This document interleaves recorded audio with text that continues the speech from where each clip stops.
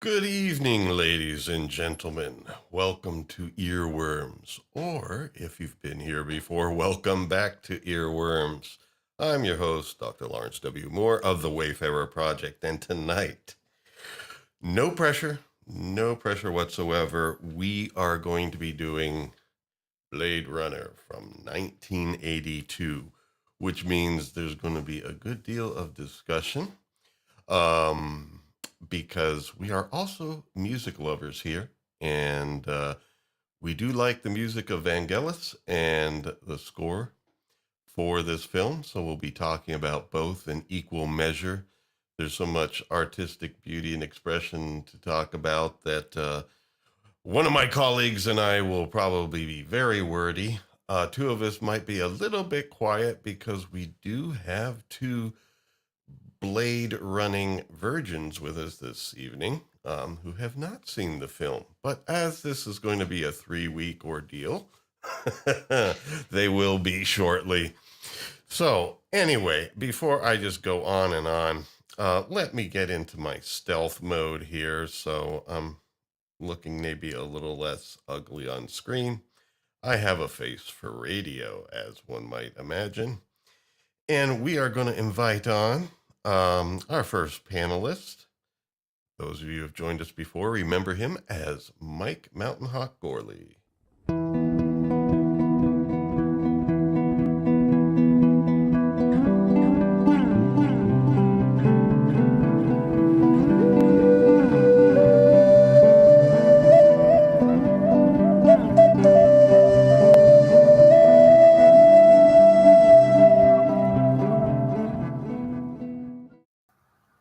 Miguel, how are you?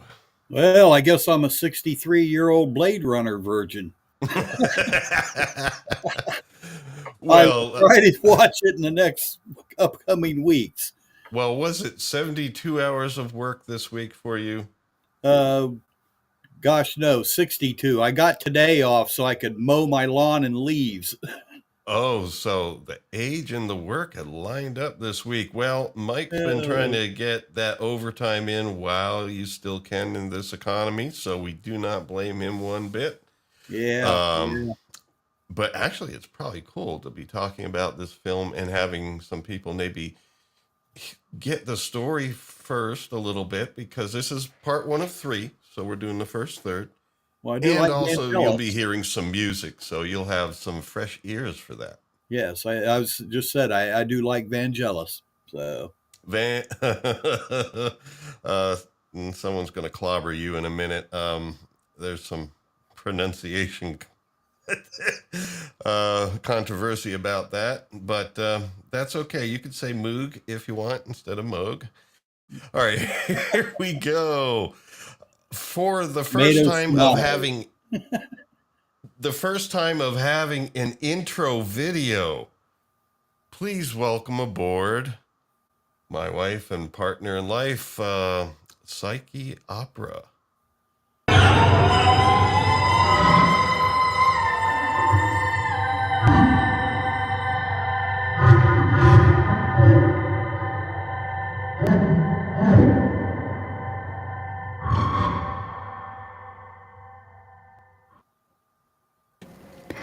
Hello, everyone. Hello. Nice intro. Oh, thank you, Mike. Yeah. If you want to cut out a different section of that performance, you're more than welcome to. I just wanted one where you were doing something short enough in gesture that would fit the time. I wish my vocals were better for that clip, but yeah, it's they were fine. It's fine. You were being cyborged, and that is actually a piece composed by Liza called Cyborgs Are Dancing. We performed it with the Psyche Electroacoustic Opera Company there. There was a violinist, Scott Flavin, and a clarinetist. What was her name? Margaret Donahue Flavin. And, yes, Scott's wife. Yep. And that piece was workshopped in 2018. And the workshop was funded by Opera America. So we got lucky enough to be able to hire top-notch musicians to get that video together. Wish we could have premiered it. but that was ruined by stuff that happened in 2020. Yes, but I did kind of like predict that because my costume for that piece, if you saw me there in the back, was Yes. included a plague mask. You know, that composition has more meaning now than it did when I started composing it, writing it. Very Yeah, interesting how the universe does that. we somehow predicted the way in which they would make the cyborgs dance. Yes. Well, anyway, moving on. We are now joined by, well, let's just put it this way. We are in the presence of greatness, someone that knows how to pronounce Vangelis, and someone that actually happens to rule the universe.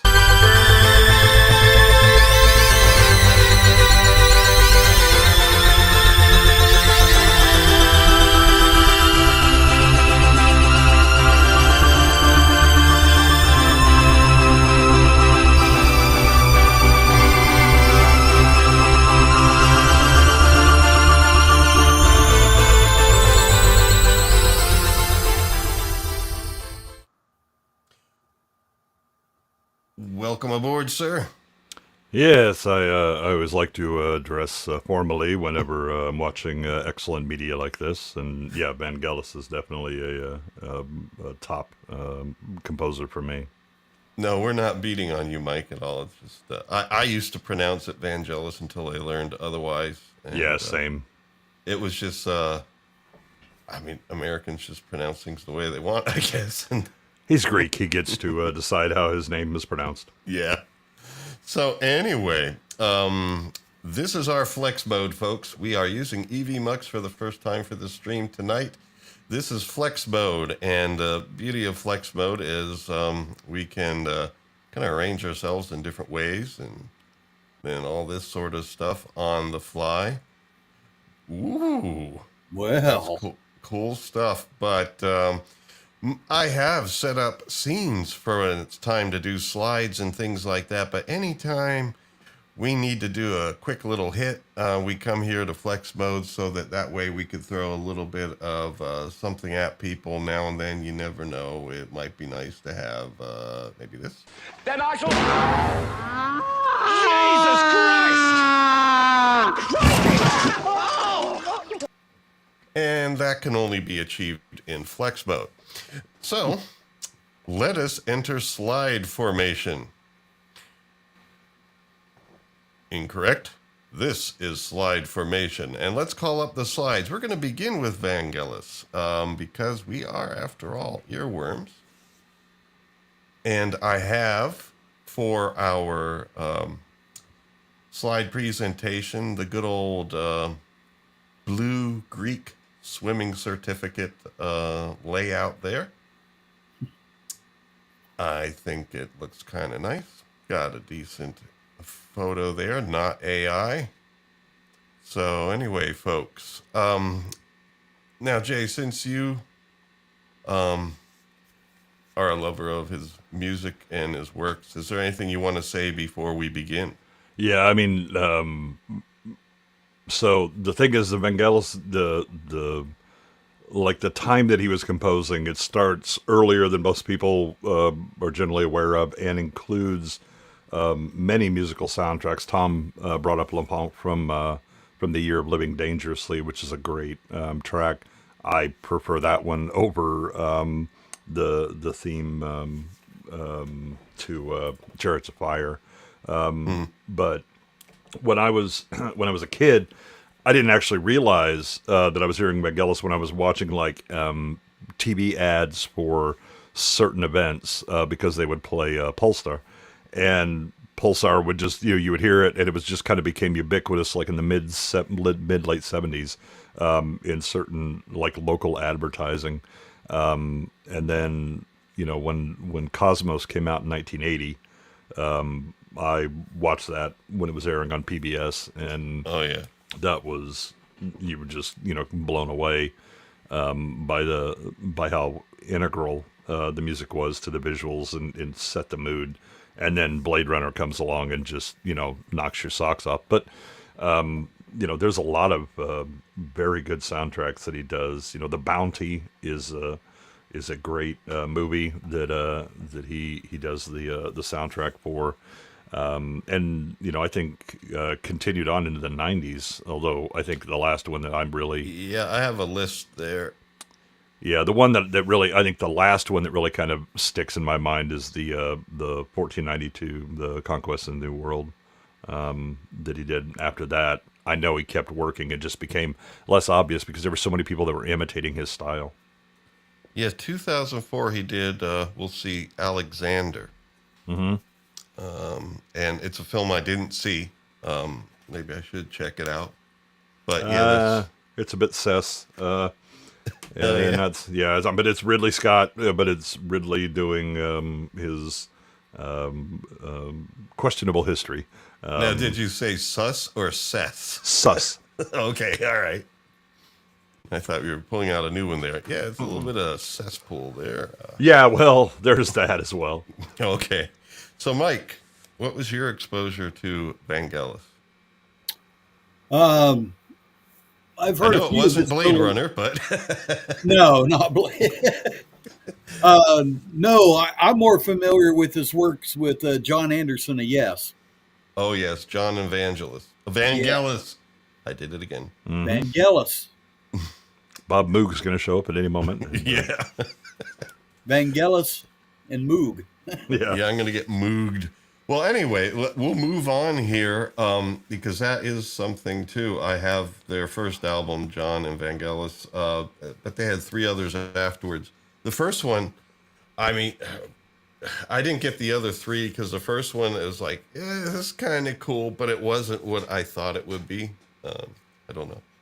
But in any case, born in Agria, Greece, and then raised in Athens, but he was rather a man of the world because he relocated to France, and then eventually London, and set up a studio in London called Nemo Studios that we'll see as we go along.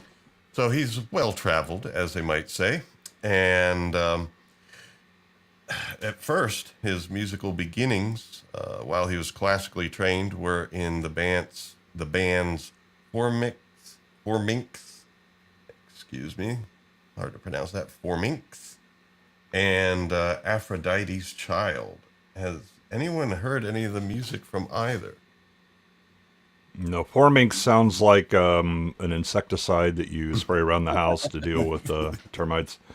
Aphrodite's Child, no. Although there was a lot of funky names in psychedelic bands in the 60s. Yeah, it was pretty much considered to be progressive and psychedelic. And but it wasn't long, I guess. Or maybe it was long enough. But he basically early 70s, 72 is when he moved to Paris and really became working as a composer. And in that case, he started his documentary stuff, doing these documentaries for, I put the name there, I'm not familiar with it, Francis Roussif's animal documentaries.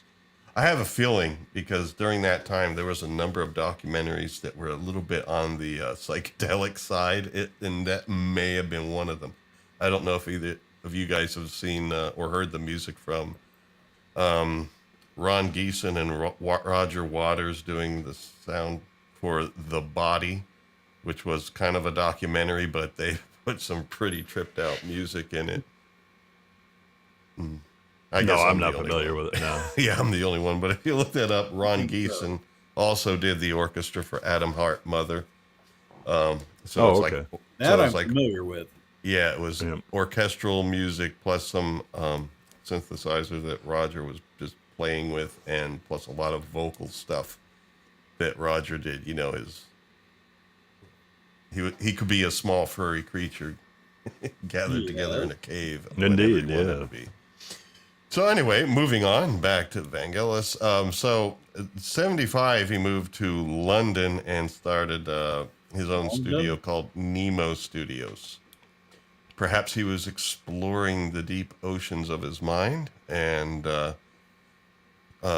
basically that's when his most noted works began. But this was a studio, I assume, really a project studio, mostly for him to be able to record piano, some things with microphones, but also to multi-track his synthesizers. And, because he basically did blend acoustics and electronic music quite well. And a lot of times his music with electronic musical sounds was very classical in nature. And Yeah. seemed to embody classical musical instruments. So anyway, Heaven and Hell was a release. He did some solo albums here, like one each year for a little while there, it looks like. Albeo, 0.39. I think that's albedo. It's the reflectiveness of the Earth. Albedo 0.39. Oh, albedo. Okay. Yeah. Well, I am known for my typos, and quite famous for them, in fact. Spiral, 1977, and China, 1979. Now, we're going to hear some music in a moment. I've decided, we're going to hand over, the monetization of this stream, which I don't have yet because I'm not at 1,000 subs, but I'm going to hand it over on a plate to whoever has the rights to. Vangelis will just make sure we don't get struck, but we'll play as much as we can get away with. And so we're going to play some music here, but as you see, the last thing in the list there was something you mentioned, Mike, from 79 to 86. Those seem to be magical years when he worked with John Anderson, because those were also the years where we had the solid lineup of Fruce, Christopher Frank, and Johannes Schmeling in Tangerine Dream. 85 is when Schmeling left, and 86 or 87 is when Frank left. So during these periods was like the heart, I guess, of what a lot of these artists were doing solo-wise, and pretty interesting time period because it also included the movies we've been covering now. Legend for 2 weeks before. Folks haven't seen that, please check it out. And now Blade Runner, all during this time period. Seemed to be like a heyday for electronic music and film. Yeah, I think part of that is, again, the release of so many versatile instruments in that time period. Vangelis would have got Yamaha CS80 around that time, and that gave so many ways to create new and interesting sounds versus the old mono synths and rack mount stuff in the past. Okay. Well, I assume you're all seeing this page here on YouTube Music, where I did a search for Vangelis, and we have a listing at the top that is usually their indication of this is the most likely. But I also have down here, I just wanted to show some folks because I was looking. All right, what about, his artist page? And it looks like there might be things on multiple pages, because when I go down to artists and say, show all, we do have Vangelis at the top, but then we see a number of... There's a lot of people that name Vangelis somewhere in their name, yep. Yeah, but this one has, it's 133. Okay, yeah, Vangelis has 133K. Okay, so these are lesser known Vangelises. Vangeli, who knows? Vangeli. All right, so here's John and Vangelis listed separately. We may come back to that if you wish, but are there any requests? Should I show all on songs or albums? We have here, it looks like an anthology, Greatest, Volume 2, 3. I don't see Volume 1. YouTube Music can be like that. Yeah, the thing is, there's more, so you got to see like all of them, and then they get so tiny that... I'd love to just hear the music from Cosmos, but I don't know if that was ever released as it was actually, and then there was a bit of a fight between Sagan and Vangelis. So I have the the original Cosmos soundtrack. But there's a number of those tracks that are actually from earlier ones like Albedo and Spiral and things like that. Okay, so we'll look for those. I'm looking right now. It's just, of course, it's a big. Like To the Unknown Man is one off of Cosmos. Here's Spiral and here's Albedo. Yep, all I needed to do was include a D. So pick your poison. Those are albums, so you're still gonna have to pick tracks from within them. Let's go with Albedo. All right. And okay, Firefall, Pulsar. Pulsar was pretty ubiquitous in the 70s. Yeah, so let's give that one a shot. Yeah.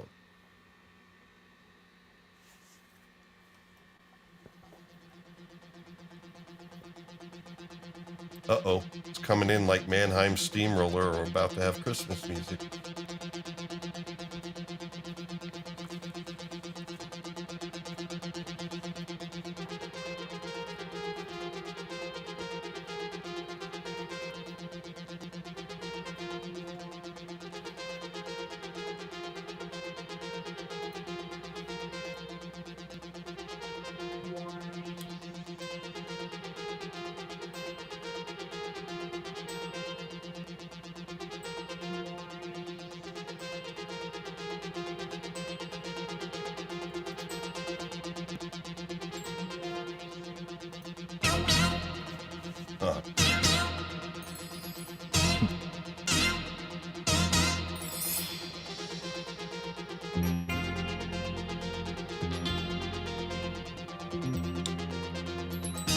You could tell that he knows how to orchestrate. Yeah, Alpha's another one that was.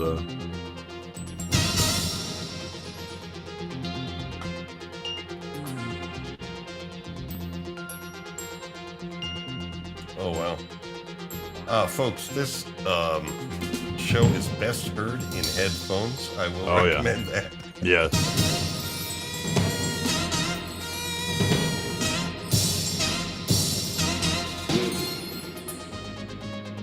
Oh, wow.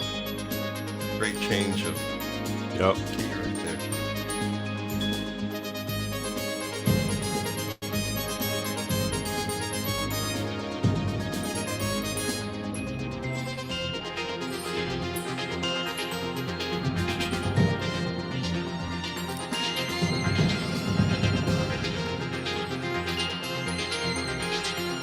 All right. I think this is just in case. I'd like to give some of our listeners a little more exposure. So how about we try Alpha? And folks, definitely look this up later. I don't know if you see the URL at the top, but you could just go to music.youtube.com and just search for Vangelis.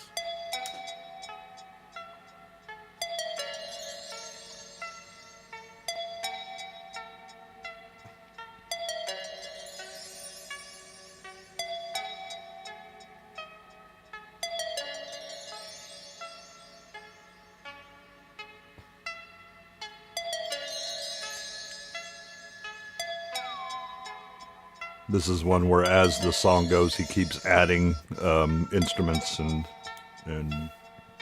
volume to it. It just gets larger and larger. Yes. It sounds like there would have been a lot of well,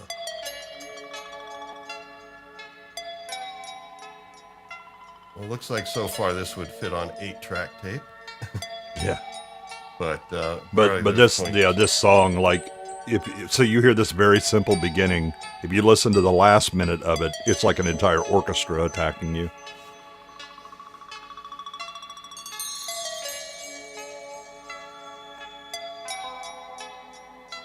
Yes, definitely. I know the levels are probably a little low for anyone listening on the speaker, but definitely you want to hear this music with headphones or on a good speaker system, because the dynamic range is that of classical music where things are not overly mastered.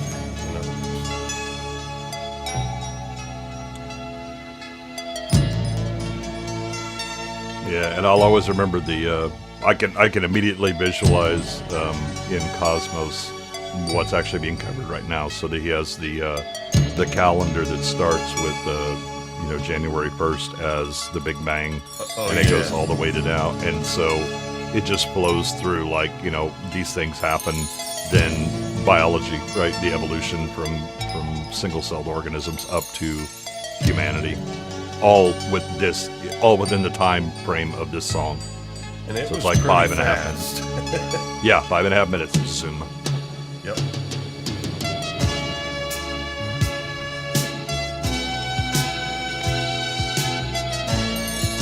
Okay, I think we'll use this theme, this triumphant theme, as a closer for this section right here. But I am going to keep this window open in case we want to go back to it. Mm-hmm. Beautiful stuff there. Yeah, I know that my wife, as a child, her mother used to go out and rent, VHSs of Cosmos, and it helped her sleep at night. Yeah. And she loved the music, and I do too. And of course, at that time, I was just like, "What is this? Amazing!" So anyway, we move here on the slides to some works of, I guess, I wanted to include some film and, of course, TV, Cosmos there. So film Chariots of Fire. Now, there is some controversy about that Melvin deeply alerted me to, but I was so busy putting together slides for Blade Runner, I didn't get to it.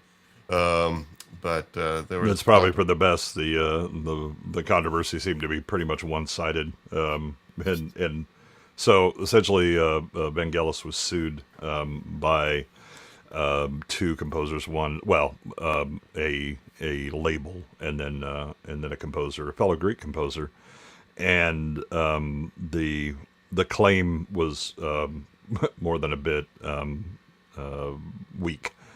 In that it was this progression of 4 notes.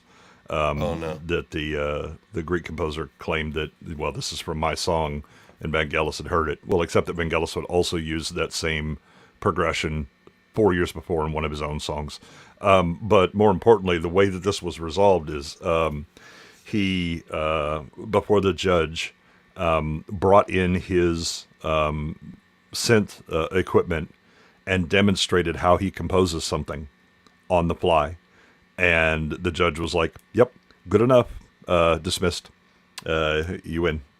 Because the idea that he was like, "And I'm writing things down and doing this," that's just not how he does it, right? And Vangelis in the courtroom is explaining, okay, when I hear this, then I would do this because this fits in, and just describing his process pretty much rendered moot the idea that, there was any kind of intent.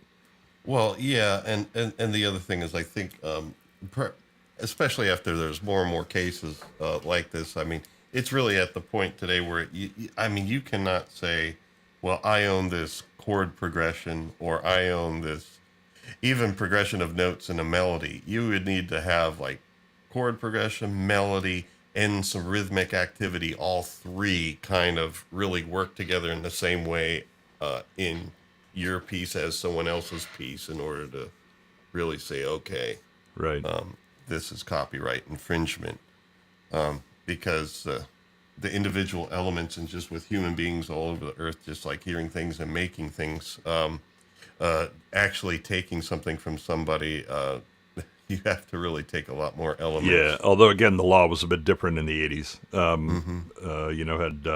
Was it Marvin Gaye that his estate won a lawsuit because of simple chord progression, that the tune sounded too similar, even though it wasn't an exact copy or anything. Was that the Robin Thicke thing? Yeah. Alan Thicke's son. And that was the early 2000s. Yeah, but there were definitely earlier moments. I mean, you had the Queen and Vanilla Ice, issue in the 80s and early 90s. Yeah. George Harrison, My Sweet Lord. He was sued. Really? And it was a chord progression. Yeah. Oh, wow.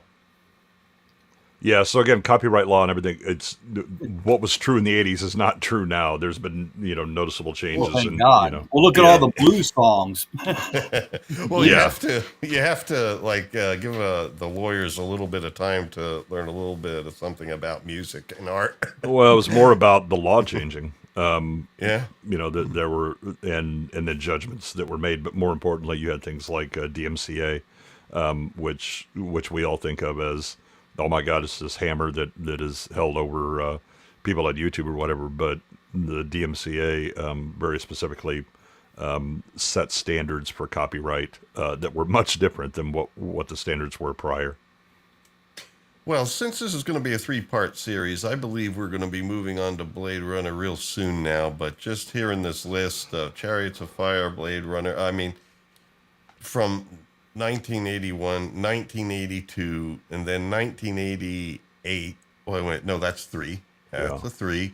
Antarctica, that I have not seen. I have seen Chariots of Fire.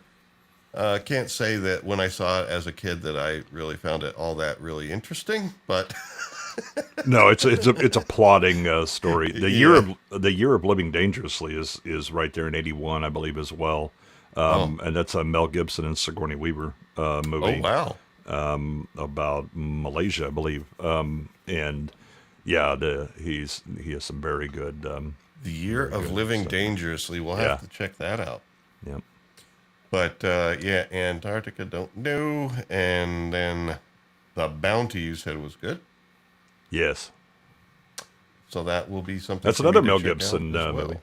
Oh, wow. Mel Gibson and Anthony Hopkins, Liam Neeson. Sir Anthony Hopkins. Yeah, Yeah. the guy from My Left Foot and oh God, My right foot? no, the actor Yeah, I just meant. who was yeah, also in Last of the might as well have the right. Mohicans, Oh, Daniel Day-Lewis? Daniel Day-Lewis. He's also in The Bounty. Oh, okay, awesome. Oh, yeah, Last of the Mohicans. I want to see that again. I have it on VHS, but I'd love to see that again. Watch The That's a Bounty; great it's better. movie. Well, I mean the score for Last of the Mohicans was good. Watch The Bounty; it's better. Okay. All right, folks. What does Scott say here? Raining lawsuits. Yeah, It's raining lawsuits. All right, so now, yeah, I can't read the bottom of the slide with Psyche's chat. yeah, and room actually, there. Someone you- copyrighted. Can you read except it you now? can't because copyright has a limited lifetime, and Pocketbell's been dead for a good long time. Yeah.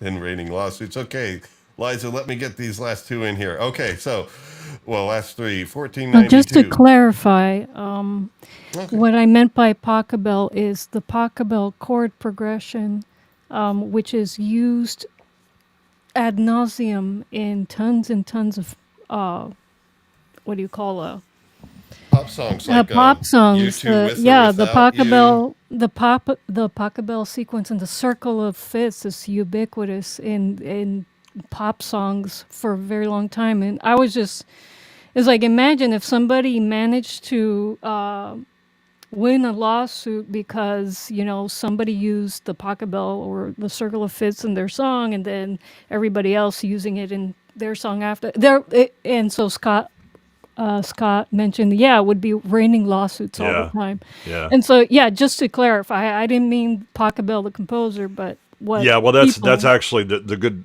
and again, why Vangelis part of the reason he won was that there was already prior existing art, Yeah. to the claimant. So if it was like, no, I own Pachelbel's compression or progression, it's like, do you really? Yeah. So, Yeah. oh man. But the FIFA, this was a surprise for me. I put this in because I can't say that I follow football very closely because I in this country we'd have to pay for some TV packages that are pretty expensive, and I'm just not doing it. But the FIFA 2002 theme, that's when the U.S. advanced its furthest in the World Cup, getting to the final 8, I believe. Or was it? Yeah, it was the final 8, and knocked out by a handball call against Germany, which I'm still stewing over. Well, you need to keep your hands off your balls when you're playing soccer. Is it so? The FIFA 2002 is that's the actual World Cup going on, or is this the game, the video game FIFA 2002? No, it was the FIFA 2002 theme for the World Cup in Okay, Japan and Seoul, South Korea. Oh, okay. Yeah. So they didn't have enough room in South Korea to pull it off, so Japan was included as well. But anyway, yeah, that was a good summer because I remember following almost every game. But anyway, or match. as Adam we should Gray in say. the house. Atomic Hello, testing hello. with Adam Gray. Oh, if Welcome Blade Runner aboard. is anywhere happening on YouTube, Adam will smell it and immediately find it. Yep. He's And been no, dying for Brownie to do Blade Runner. And underneath this contribution from Eraserhead, we do have their Alexander 2004. So I guess not a great ending to the film score career, I guess, in your opinion, Jay. But, Yeah, I mean the movie was pretty crap. The score I believe was far more orchestral than his prior work that involved both orchestral and synth. Okay. Well, we are going to continue on slides, but we're going to change which slides we have here. Let us see Vangelis slides melt away, and let us see slides package 1 up here. Oh, the Lad Company. I was seeing this graphic, and it reminded me of computer graphics from that time period. What's because it is. Yeah, like green and red. Yeah, but this is Alan Ladd Jr., who was also the reason that Star Wars got made. Oh, all right. Because Well, at the time he was president at Fox, and then was left, and he's the one that provided most of the funding for Blade Runner. I remember some of the first computer games when I finally did get like a PC instead of like a Radio Shack TRS-80. The colors still were very simple. I think it was 4 colors or 16. I think I was able to expand it to 16 at one point. And still a lot of the games were like red and green. And it was like, oh my God. But there's some beauty to that. Anyway, let's progress. Now, we do have here some gentlemen. I don't know if you have anything to say, Jay. I mean, they were deeply involved in creating the movie and financing it, and God bless them. Yeah. And then I like the transition fades between the slides. Good job, Evie Mux. And we have Harrison Ford. I think we've heard that name before. Yeah, I don't know. He's some old guy now, I think, that crashes airplanes. And then Red, Blade Runner. Yes. Back to white. Yeah, and you already know you're in it to win it, because just in the background you have these boom boom these big I do reverberating. have that. I have that coming up. Yeah. When we finish the credits, I am going to play the music from the credits with a still screen. So Yeah. we will be hearing this, folks. And again, you think that you're prepared for what's coming in the next shot, and you are wrong, because Ridley is going to knock you on your ass. Now, Rutger Hauer played Roy, right? Right. And Sean Young. Yep. Wow. He played, Rachel. yep. I was going to try to say something witty, but it wouldn't have come out right. Edward James Olmos, he brought some Miami Vice power to it. Oh, that's right. Miami Vice didn't happen yet. Yeah, a little early. Yeah. and actually is playing an Oriental man, but Yeah. okay. Well, he was Cuban, right? I believe so. Yeah. But yeah, my wife's family has some Japanese heritage by way of Spain and Cuba. Yeah. So that is not without reason. So Yeah, anyway, Mehmet Walsh is great More of a character actor, but always I always enjoy him.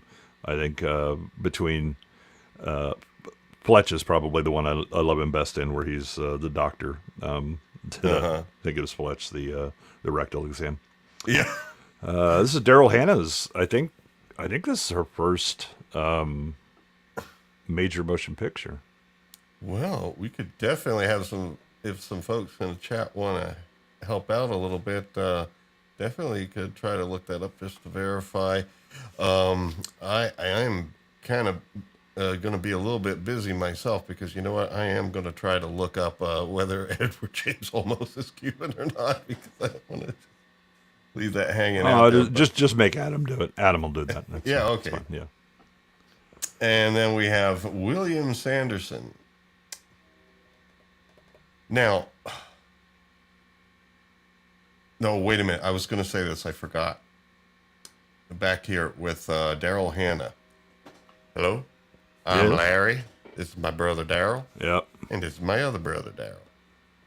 And I'll be in this movie along with her. Exactly. And there we go.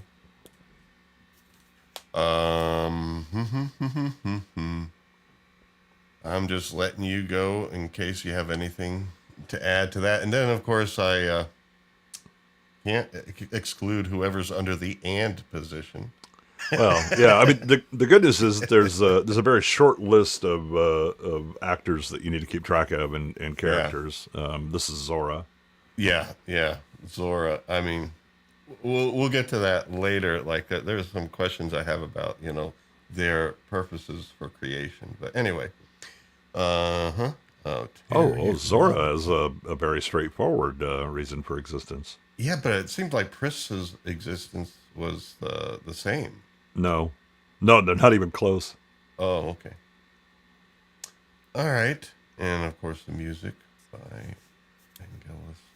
Arranged, orchestrated, and otherwise realized in sound form. Yeah, if there is any kind of music, it was him. Okay, so I'll just let you point out any of these remaining names, because I don't know. I don't recognize any. Yeah, I'm not sure if any of these are repeat offenders with Ridley Scott or not. But what I can say is everybody did their job magnificently. Well, Michael Dealey produced it, so I guess it must have been a money man. Yeah, or the interface with the money men. The go-between. Yeah. Okay, now I am clicking on the next, and okay, I did get it. Yeah. Now, it might be good. It's nice and clear. Do you think you could do me the honors of reading off the sure. the crawl here? Yeah, early in the 21st Because century. this is a friendly stream. We got two people that haven't seen the film on the panel, and there may be nobody in the chat that hasn't seen it, but somewhere along the line there might be somebody, and so we want to make sure it's beginner friendly. Go ahead, Jay. Early in the 21st century, the Tyrell Corporation advanced robot evolution into the Nexus phase, a being virtually identical to a human, known as a replicant. The Nexus 6 replicants were superior in strength and agility, and at least equal in intelligence to the genetic engineers. Next page. It's a slow fade. I can't control Oh.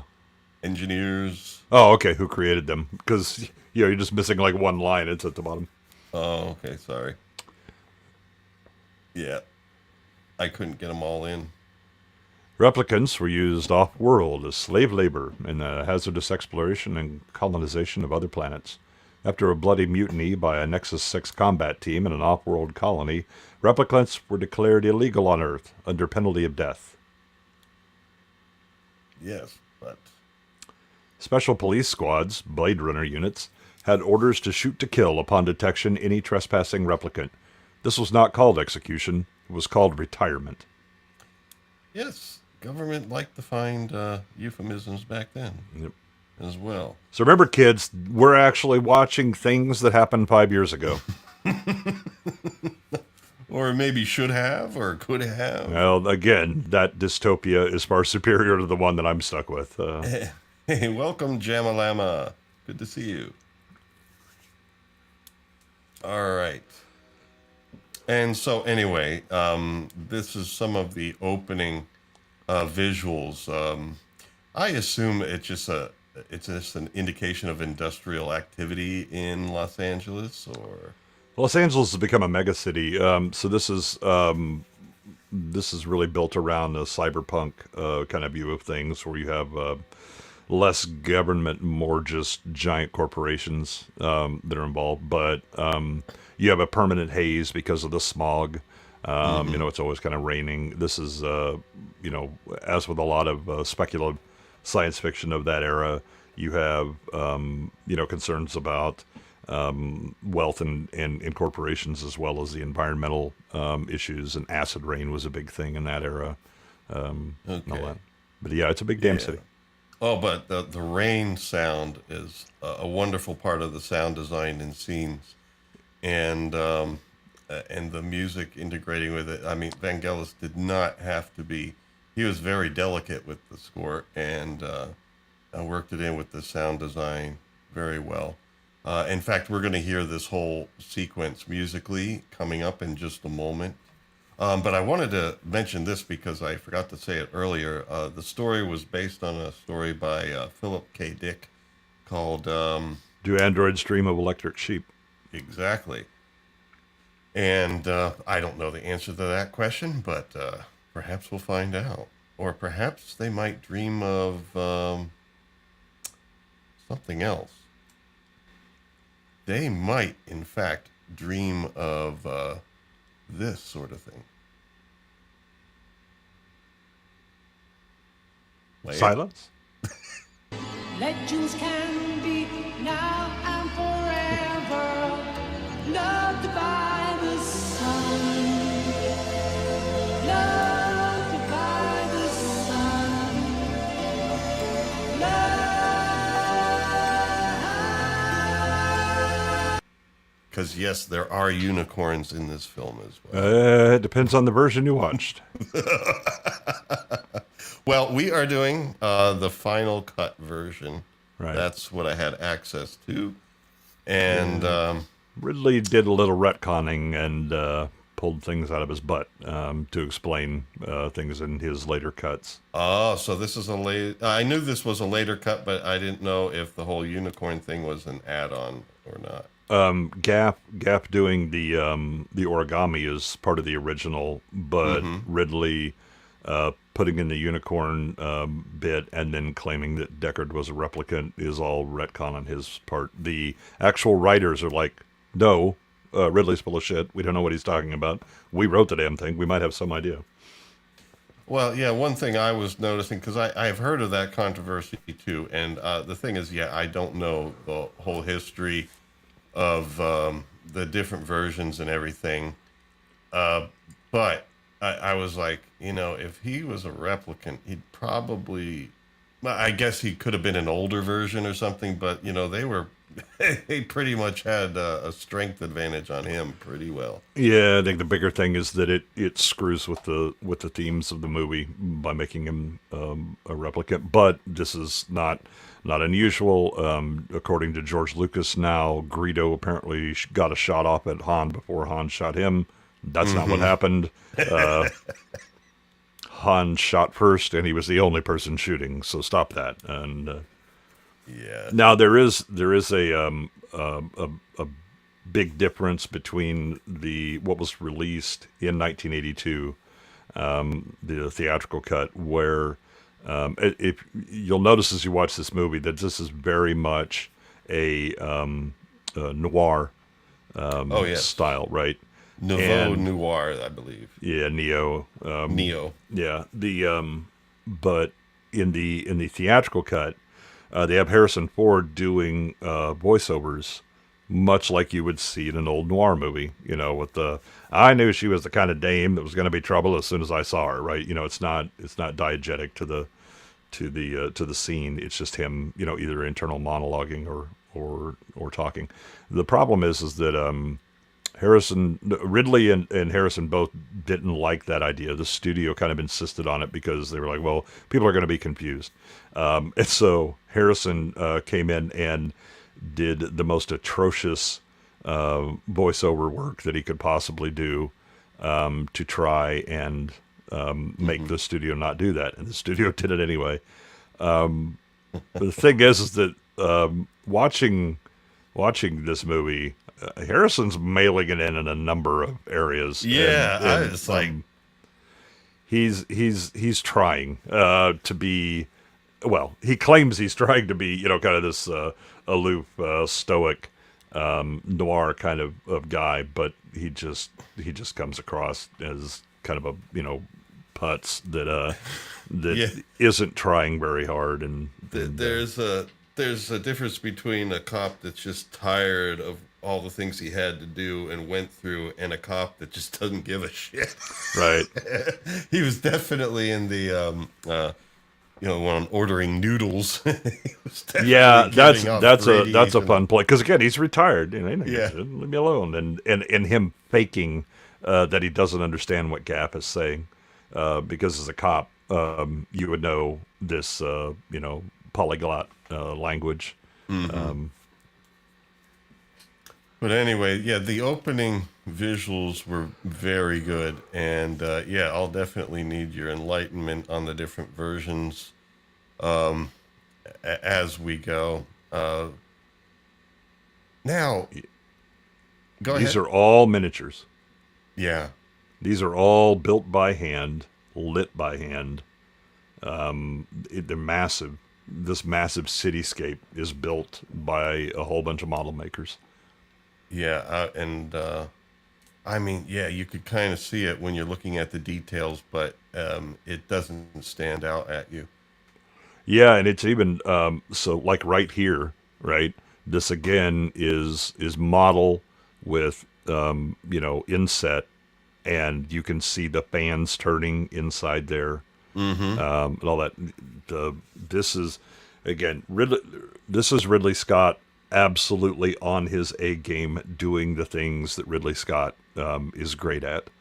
I don't know what happened to him other than getting older and maybe climbing up his own ass a bit, but this is just magnificent. Yeah, this is outside of what we're about to see here. Well, and again, the you look at the visuals and I mean it is absolutely stunning, and it was doubly stunning in 1982 when you're sitting in the theater and seeing this, right? But you match that up with Vangelis's music, and there's just an epicness to everything that's going on when you first come in. Well, I want to give a shout out. I saw there earlier, Gato Gordo from Brazil says, greetings from Brazil. Welcome aboard. Welcome to Earworms. So anyway, there's a number at the top, which means it's time for me to play this music. Now, we are going to be hearing the music from the opening, When they're doing the titles. but we will only be seeing this still image. The rest of the music I'm going to play this evening will have video and music together because they're short enough, but because I wanted to include all of this, it's a long enough crawl of time where if I play the video and the sound at the same time... It's a great way to get struck. Yeah, it's a great way to get struck. So we will have to just see this scene and just imagine that we were seeing the credits while hearing the following.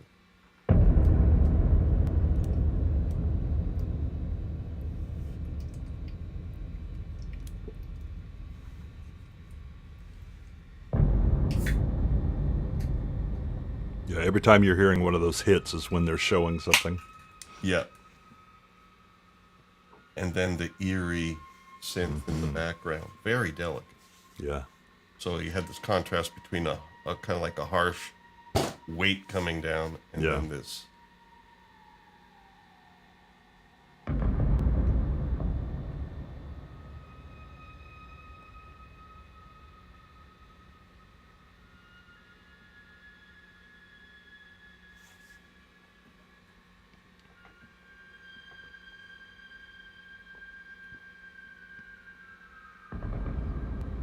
And he's definitely using the Yamaha CS80 for that Mm-hmm. that high note, and Yeah, using the those- ribbon controller to bend it down. Oh, wow, yeah. I was going to say the resolution on that pitch bend is... Yeah, the ribbon controller for CS80 is the width of the key bed. Mm.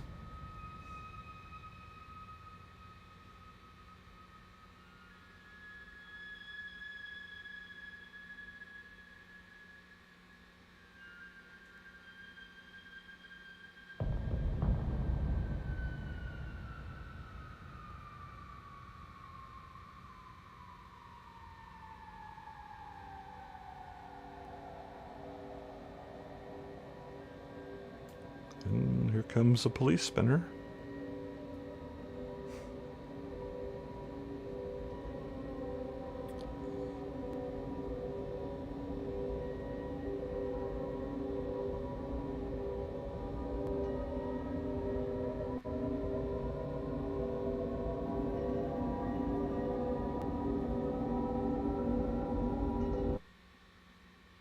Oh, wait a minute. I'm sorry, I just stopped that, didn't I? Yes, you did. That was what we call a wrong move. Sorry, I thought I was stopping something else. Oh, It should still be there. There we go.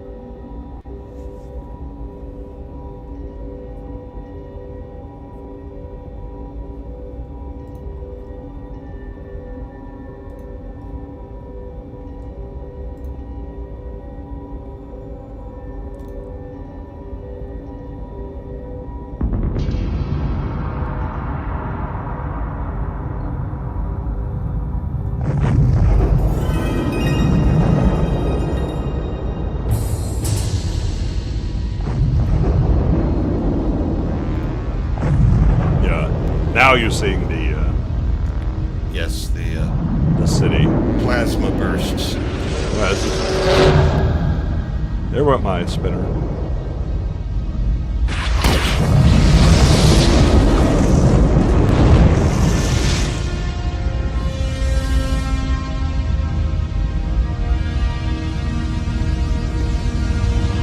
It is indeed very dystopian.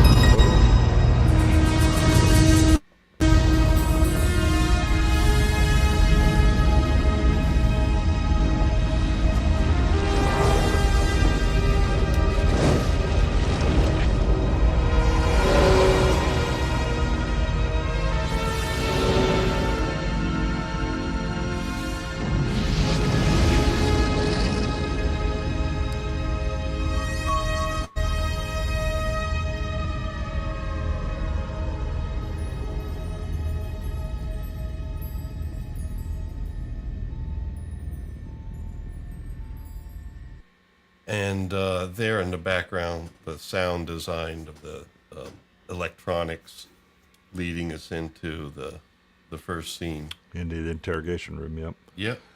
Yeah, again, the you're just sitting there, you're just the boom, boom, and you know the little tinkling, very soft or whatever, and you get that last long bend, and then you go from black to behold the city, and here comes a much more powerful score to get your attention. And at this point, I need to submit.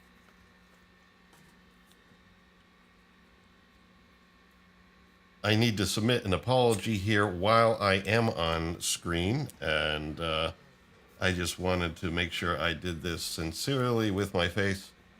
All apologies to Edward James Olmos and family members.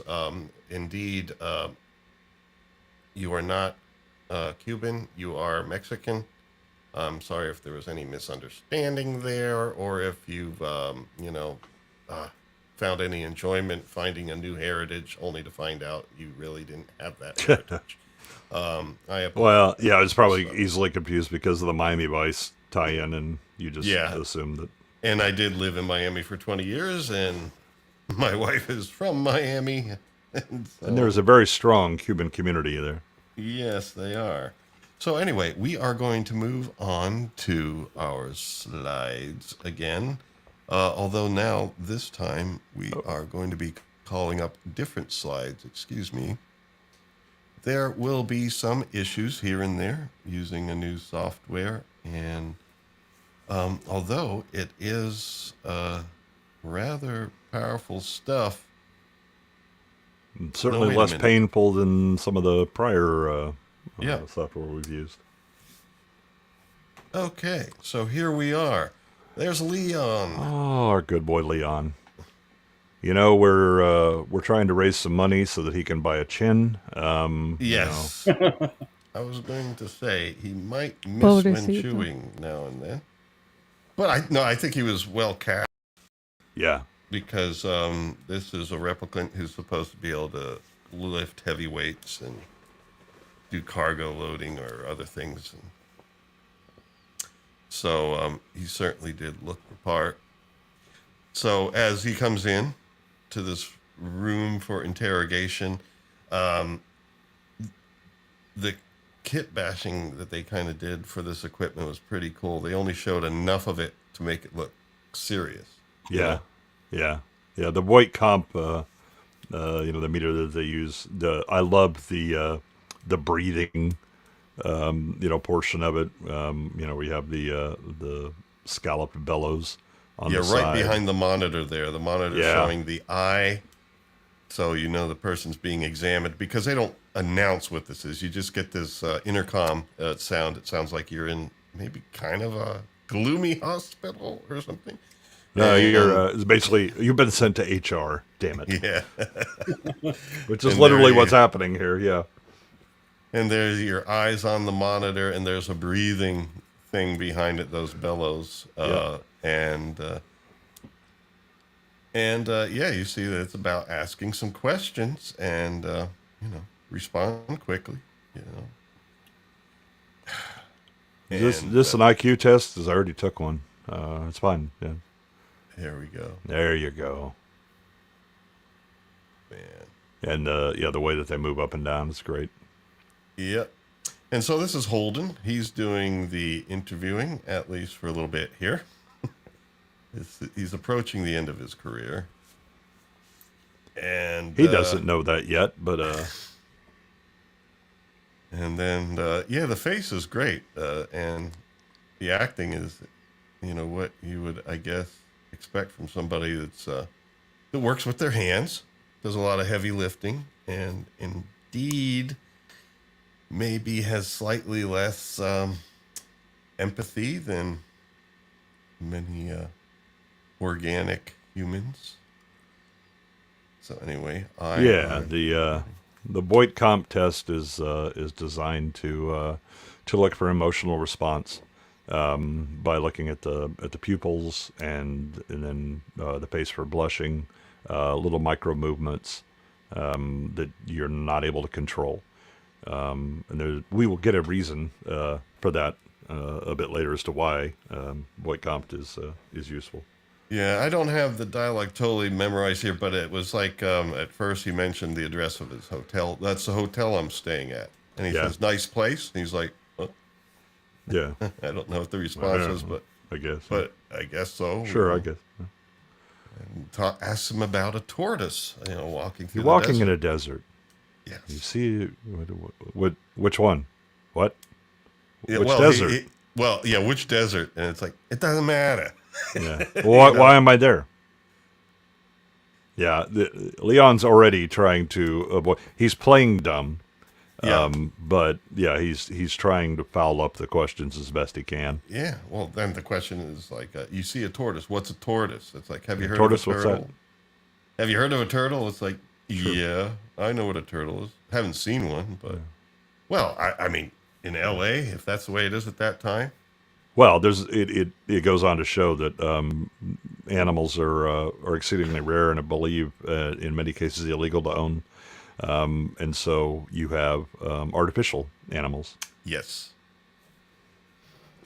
And it's not going well. But he also mentions, this tortoise is on its back and it's struggling, and its soft belly is baking in the hot sun, and you're not helping, Leon. Why aren't you helping? What do you mean It's like, I'm not helping? I mean, you're not helping.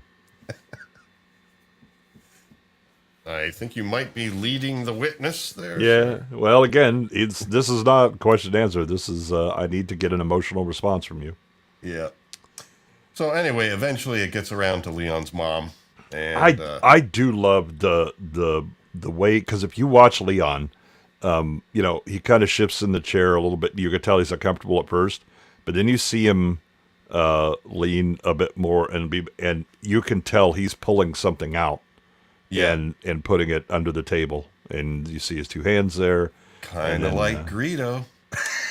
Except Greedo didn't shoot. No, Greedo had his gun on the table. That didn't work out for him. I liked Greedo. He was green. Man. Then he was But red. anyway, Yeah. So then so tell me as many words you can. Tell me about your mother. My mother. Yeah. Let me tell you about my mother. Bang. yeah, and then you see something kind of under the table, like and then shots, and it does move kind of quickly. I tried to capture some beauty, as much beauty as I could from it. Any shot in this movie is beauty, so you're Yeah. fine. Yeah. And but it was it was a gun that packed a punch, because there you see the chair. And it spun him around, and Leon's about to take another shot. Yeah, takes another shot, and this time he's standing up and pointing it.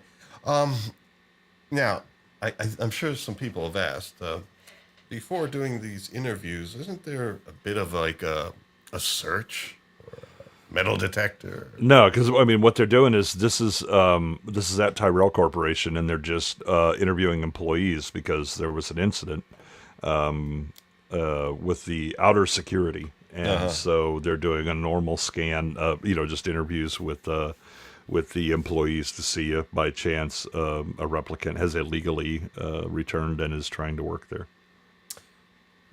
Well, I guess it's a workplace that is firearm friendly. So anyway. Well, that firearm is pretty unfriendly, at least Yes. to Holden. Yes, and there we go. A lot of this happens quick, but you feel the impact of the shot. Yeah. You feel it. Yeah, he and, really folds, like, he throws his shoulders forward when he gets hit the first time. You can tell it's a serious impact, and then the second one. All right, and let me click forward. Are we at the end of our slides? It is looking like we are at the end of our first set of slides, which means before we go forward, we have a little bit of other things on the agenda. Oh no! It's the kitty. No! Yeah, yes. Hailing the reliable AI is animal intelligence. And as we are doing a little bit of testing of replicants, we are also going to include a little bit of testing of replicant knowledge versus, or maybe it's not knowledge, mostly photographs. But we have some photographs to look at. And so, Mike, you can wake up now. I figured that's what this was. All righty. I Oh, know gosh. that guy. Mr. Harrison Ford. I'm having an emotional response to this picture right now. I think this thing is on Earth illegally, so I should retire that picture. I could Yeah. try Professor R2's AI or Smilex's AI, but I don't want to pay for it, so Uh-huh. so I need to go with the free version, and we're gonna get things like that. Wow. Okay. He's looking even more rubbery than normal. Now, how about this one? Looking casual, perhaps expressing some emotion. I think this is actually Harrison Ford. A young Harrison Ford. Yeah. Well, 1982. Well, I'm not saying all these photos are from that period, but remember, he gave us, Han Solo, Indiana Jones. Yeah, he's in his 30s, during Blade Runner. Yeah. That is real Harrison Ford. Yes, Yeah. indeed. And then, could this be Harrison Ford on the set of Blade Runner? Could be Harrison Ford begging for some change. My mother. Let me tell you about my mother. Yeah, I'm not thinking. That's a hell of a contraption that he's examining there. So, Yeah. Oh, Well, someone Scott remembers remembers this photo. he may be talking about the prior one. Oh, If he remembers Yeah, this no. photo, he needs to back off on the acid dosage. what did Babs say there? Young Harrison Ford was finger licking good. Okay, I guess that was the previous photo. So yeah, this says I did request Harrison Ford on the set of Blade Runner, and we got stuff that could be considered like doing the set of Blade Runner. Not It looks like great. he's next to like a carousel rack of knickknacks that they're selling, and he's just like spinning it around looking for. Yeah. Yeah, I guess we can go with that. How about this one? That's Harrison. Yes. Had to go to some of these celebrity type sites and stuff and get real photos. There we go. The real McCoy. And Oh my God! could this be Harrison Ford on the set of Empire Strikes Back? No, it could not. Pretty bad. Well, he wasn't that old then, He- and Even sleeping, I can get that one. Yeah, and the Millennium Falcon was a little better condition than that. do not fold, spindle, or mutilate the Millennium Falcon.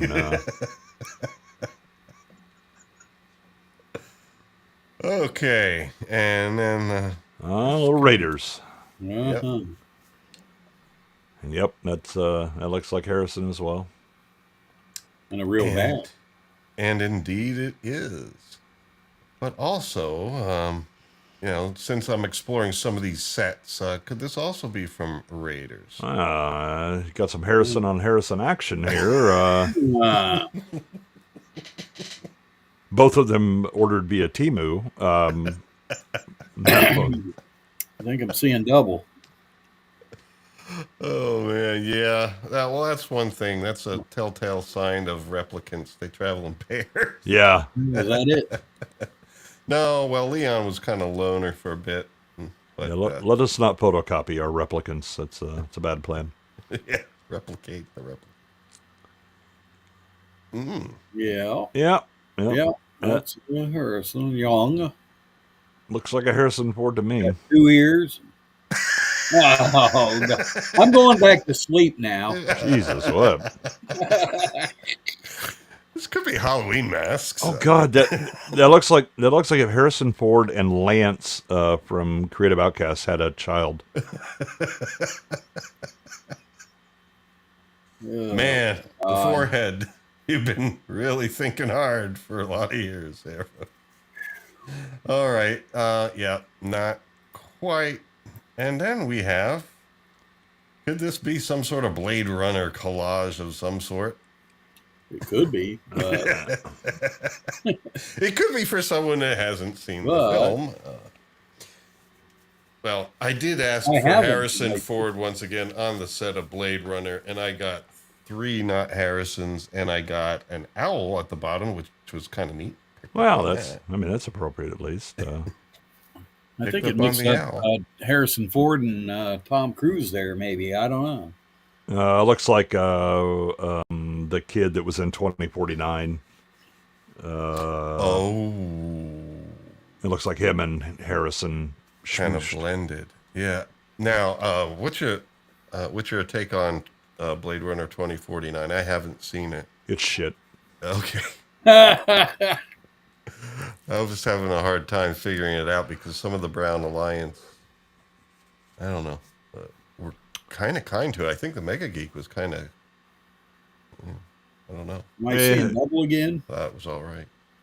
Well, kinda. These are not the doubles that you're looking for. Harrison, you need to get that checked out. You have some sort of tumor in your chest there on the left. Yeah. Oh yeah, a bit of growth there. And yeah, all right. We still, it likes to give us doubles. How about Vangelis? We can't leave him out. I'll believe that as Vangelis. Yeah, that's an IMDb photograph, in fact. Oh. I don't know. I think he could have done away with the little curl in the front there. I don't know, the Swiggy from Laverne and Shirley. It doesn't really look like combing his hair is high on his priority list. No. Well, doesn't look too good in that picture there. how about this? Is this famous? Somebody hit him really hard in the back of his head and loosened one of his eyes. Are these Vangelis on this? Well, one hint is composers are not usually invited to the shootings. Oh. Okay. Now that time. I think Scott is quoting Kindergarten Cop here. Yeah, it's not the Tuma. How do you know, Arnold? Okay. Yeah, it's definitely Vangelis. Well, now that he brought that up, I hate that. No, I'll do it when we resume the slides because we should just get through these first. But I have something Arnold Schwarzenegger related to this film that I want to ask. Now, this could have been the set of Alexander in 2004. Could have been. Vangelis playing a Greek god. I would actually believe it, having seen the movie. Fabio. Yeah, that was that prior one with Vangelis. It was like, oh, he did actually comb his hair. There is a bit of a Fabio vibe going. Yeah. Well, Maybe actually, Fat Vegas Fabio. Actually, I think he did age well if he, was able to. Not like that. No. Okay. So no, that. Common people. Yes. Wayfair or what? Is making me uncomfortable one stream at a time. Yeah, he's. Yeah, I think Legend put him down with all the Tangerine Dream we played at him. That could have been. And now we're doing this. But I think that's an album cover. Yes, it is. And so that we would quantify that as real, in that at the time they would have actually had to, In that it is a thing that actually exists. They didn't have AI. Okay, and then here we go. Harrison and Vangelis. They have merged. This is clearly on the set of The Thing, where it's been making copies of.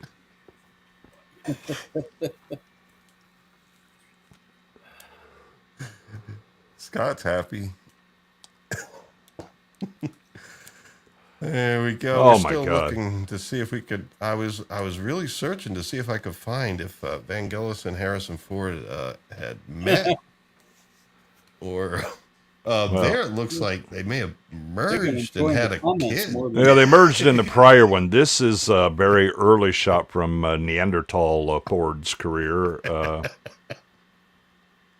Some plastic surgery fixed that brow ridge. Was he in Caveman 1981? He may have been, yeah. Ringo Starr may have been there with him. Ringo. Yeah. Just maybe. Blade Runner. So easy a caveman could do it. Oh, what was that song? How did it go? We saw that a few weeks ago with Liza's parents, and we couldn't get that song out of our head from Caveman. Hey, Stitch, good to see you. No, don't sing it, please. That's going to be my dad's ringtone. He loved that. Oh, there we go. So, they're not really getting better, I guess, are they? No. No. Well, the comments are pretty good, though. yeah. Well, Oh, Jesus. we do this for the chat. You know, The chap. third international eyebrow competition, Harrison came in third. That might be the Millennium Falcon that they're standing under. In which case, it's the wrong set. Vangelis didn't do Maybe. that. That was Johnny Williams. Looks like again the eyebrow masters of. Oh my God! Jesus, no. Oh, Wrong. I think it's a strange indication whenever they look like they might be at a Renaissance fair, Yeah, and that I might have just asked. I'd like to see Vangelis and Harrison Ford at a Renaissance fair because I have an obsession with seeing people at Renaissance fairs. well, you haven't seen people. Well, and that's how we're going to conclude this session of the reliable AI. And I think we've proved that Jay is not a replicant. And I had an emotional response. Yeah, yeah, possibly. our task is over there. Well, so our Liza, when he's sitting in the other room finding all these pictures, is he just like laughing uncontrollably, or what's going on there? Yeah, sometimes I wonder what's going on, and I figure that now I know what it is. Any funny smells? You know. yeah. It may be best not to know what's going on in there. Yeah. Well, I don't know. The fart clouds seem to be pretty consistent no matter Well, what. So anyway, we're back here, and right away we have an indication for a beautiful video clip with music in it. And so I'm going to switch to that mode and call up our next clip here. Yay. join the off-world colonies. Yeah. The ads were just as effective back then. Well, I love that Pan Am still exists. Atari is around. Yeah, I had a Pan Am bag, just Yeah. a small carry-on luggage, just thing. But the thing is, so did just about everybody else. So they're not Yeah. worth anything. But they're cool.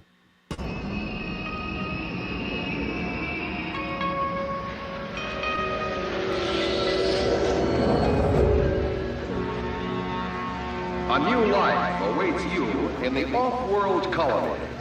The chance to begin again in a golden land of opportunity and adventure.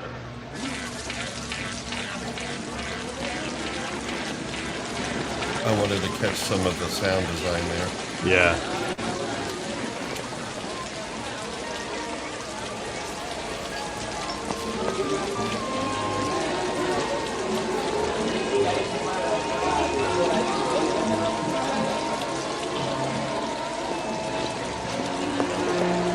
A new life awaits you in the off-world colonies. The chance to begin again in a golden land of opportunity and adventure. There we go. And so it basically melts, what little score is there kind of melts in to all the sound design. And the rain was perfect, and it would be panned as you shift perspective, Oh, yeah, the audio design is brilliant in the movie. Yeah, it was everything you would But- expect. I think so for those that aren't familiar with kind of the background of Blade Runner, so they consulted a noted futurist, Sid Mead, who created the vehicles, the umbrellas with the lights, things like that. So it was basically here's the world that we're talking about. And what would it look like on the practical level? And Sid Mead was very good about starting with just the basic things that people would interact with, on the human level, and then just scaling up. So if you have flying cars, how does that work? You can't just fly anywhere, because then you'd have, crashes in the air constantly. So you kind of have these flight lanes that's demonstrated again. But you also have this, you have this polyglot language and mixing of cultures, which was already kind of being predicted in the 70s, and then definitely in the 80s. And anybody that lived through the 80s knows that Japanese stuff was kind of Americans would pick and choose certain things, like ninjas suddenly were everywhere. The Japanese are like, "What are you talking about?" But we kind of take these little items and put it together, so you get this mix of Chinese and Vietnamese, all these Asian influences, along with Spanish and Latin American influences. So LA really is this giant mix of cultures, and that's kind of become the way that everybody interacts in the world, at least on the street level. Yeah, and the music reflected that with you could hear some Asian vocals, and other times it sounded more like Persian vocals or Right. different things. A lot of mix going on, and and it's what you would expect for the future vision of Los Angeles. Although that was 5 years ago, folks are supposed to be. Again, No I'd much flying rather live cars in yet. this dystopia than the one I'm currently stuck in. Yeah, it seems to be a little bit more mundane and less stuff you can do about it. Yeah, again, they at least got flying cars. Where the hell's mine? Yeah. Yeah. So anyway,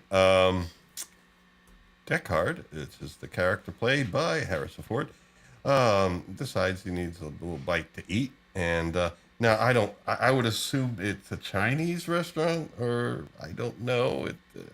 He's very specific about noodles. So again, this is a Yeah. mix of all kinds of things. But Yeah. But anyway, definitely an Asian restaurant, and he's asking. At first, he was holding up like 4. I want 4, whatever it is, something. And the guy's like, two. the guy was speaking another language. Right, but he's showing 2.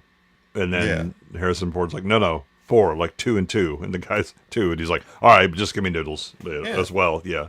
There's the 2. Yep. You get what you get. And some noodles. And that line, and that and some noodles. It's like, well, I'm not sure he's understanding what you're saying in the first place. You forget noodles. Yeah, except that he does, because Yeah, he does again, speak English. Yes, he becomes a does. translator Yep. later. So anyway, someone's talking to him. He's kind of looking around, and there's someone back there over his left shoulder that is speaking another language. And you seem to know the name of the language. What was that again? Oh, I don't know. It's just a polyglot language. Oh, okay. I thought that was its official name, polyglot. No, that's normal. Any throughout history, if you had like big port towns or things like that, where there was this mix of different languages and cultures, they kind of settle on this subset of language that may use words from all different kinds, but it's so that people can interact on a basic level, especially economically. Well, I thought Polyglottus was a Peloponnesian island. Maybe, No. Vangelis might have lived. Polyglot, in its essence, means that you can speak multiple languages. Okay, all righty. Just playing with you. So anyway, we get a translation here, and he says, "You're under arrest." And Harrison's just like, "You got the wrong guy." And Our boy Gap here is over the shoulder. You get to see him more clearly here. And he starts polyglotting. Yep. He's speaking the glot. And he's like, he say, "You Blade Runner." Captain Brian Lopo. Bryant, huh? Yeah, he mentions the Okay. name Bryant, so he knows, okay, that's, Except that Ford knows everything that Gap is saying anyway. Because again, you're a cop, you would know that, but he's playing to hope to get out, leave me alone, right? I'm going to make it as much of a pain in the ass as possible. yeah, just play dumb. I want to be retired from this now. Well, not that kind of retired, but, the other kind of, the real type of retired. All right, so, it's, but it was, I don't know, it was good dialogue, I thought. Although, Harrison does express don't give a shit there pretty heavily, but Yeah. in many ways it just kind of worked, I guess. Here's the moment I take a totally unnecessary but still enjoyable pot shot at Adam. For instance, this is the kanji says origin, but he says he's retired, so he should be dead. So there you go. He must be human. Okay. we'll take that into account. And then here we go. I just decided to capture this because actually I was kind of a little bit confused as to what was happening next. Maybe it was the edit. I don't know. But, we see environ control, abbreviated, Yep. to fit the columns on a TRS-80. Yeah, it's pretty low res display. Yeah. And basically it's one of the flying vehicles about to take off, and that's, A spinner. yeah. And then it goes red, it says purge. And I wasn't quite exactly sure what got purged. Presumably the environment because it's pressurizing or something. Okay. Oh, all right. And it's purging whatever's, I don't know. But anyway, that was something I was confused about. Now, here we're shifting over to the workplace. I assume that Gaff took off, and did Deckard just have to follow behind? Or What edit are you watching? Because he's actually in the spinner with Gap, Yeah, it was hard and then to Gap see. flies. No, it shows them flying to the police headquarters. Yeah, I mean, I saw them flying, but I didn't see that Deckard was in it. Yeah, I it mean, shifts to him in it the might have been a passenger little seat. dark. It might have been a little bit dark, and that's where I kind of got confused. Yeah, later I even. Again, could be the edit because there's only like 13 different edits for this movie. Yeah, when they recover the reptile scale, the snake scale, that was hard for me to tell at first who was in it. All right, so anyway, The best part is that in that scene, Deckard first puts his finger in Snake's shit and then decides to get the scale, and he doesn't wash his finger off. well, it helped Choices him were pick it up. made. It helped him pick it up more easily. Yeah. So anyway, there we are. We're in the, as we'll find out, basically a police station. Looking pretty good. He comes in, and we have Bryant at the table. And we get from the gist as the conversation goes on that Bryant wants him to work for him again as a Blade Runner. And Deckard doesn't want to. I need your magic. But he's going to warm him up a little bit. Yeah. There is a good amount of drinking in this. I mean, not like guzzling, but It's a noir. Of course there it is. seems like people needed a little bit of shot of something to get Yeah. them through the day. I don't know. Exactly. And so there we go. He's having his drink and basically trying to avoid it, but it really boils down to one thing that Bryant says. It's like, if you're not policeman, you're little people. Yep. And I guess that translates as, we'll take away that apartment from you. Well, you know the score. If you're not police, you're little people, which means we can do whatever the hell we want. Okay, all right, that's a different thing. Now, Gaff is over there playing with ashtrays, I believe. Yeah, he's getting some paper out so he can do he's his stealing origami. people's rolling paper Well, so he could do his origami. it was in the ashtray. You weren't going to use it.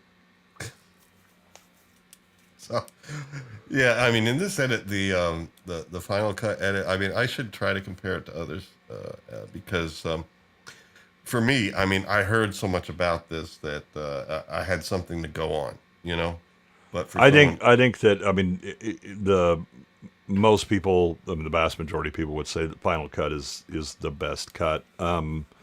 I think that Ridley, including the Unicorn Dream thing that's retroactively thrown in there, is not an improvement.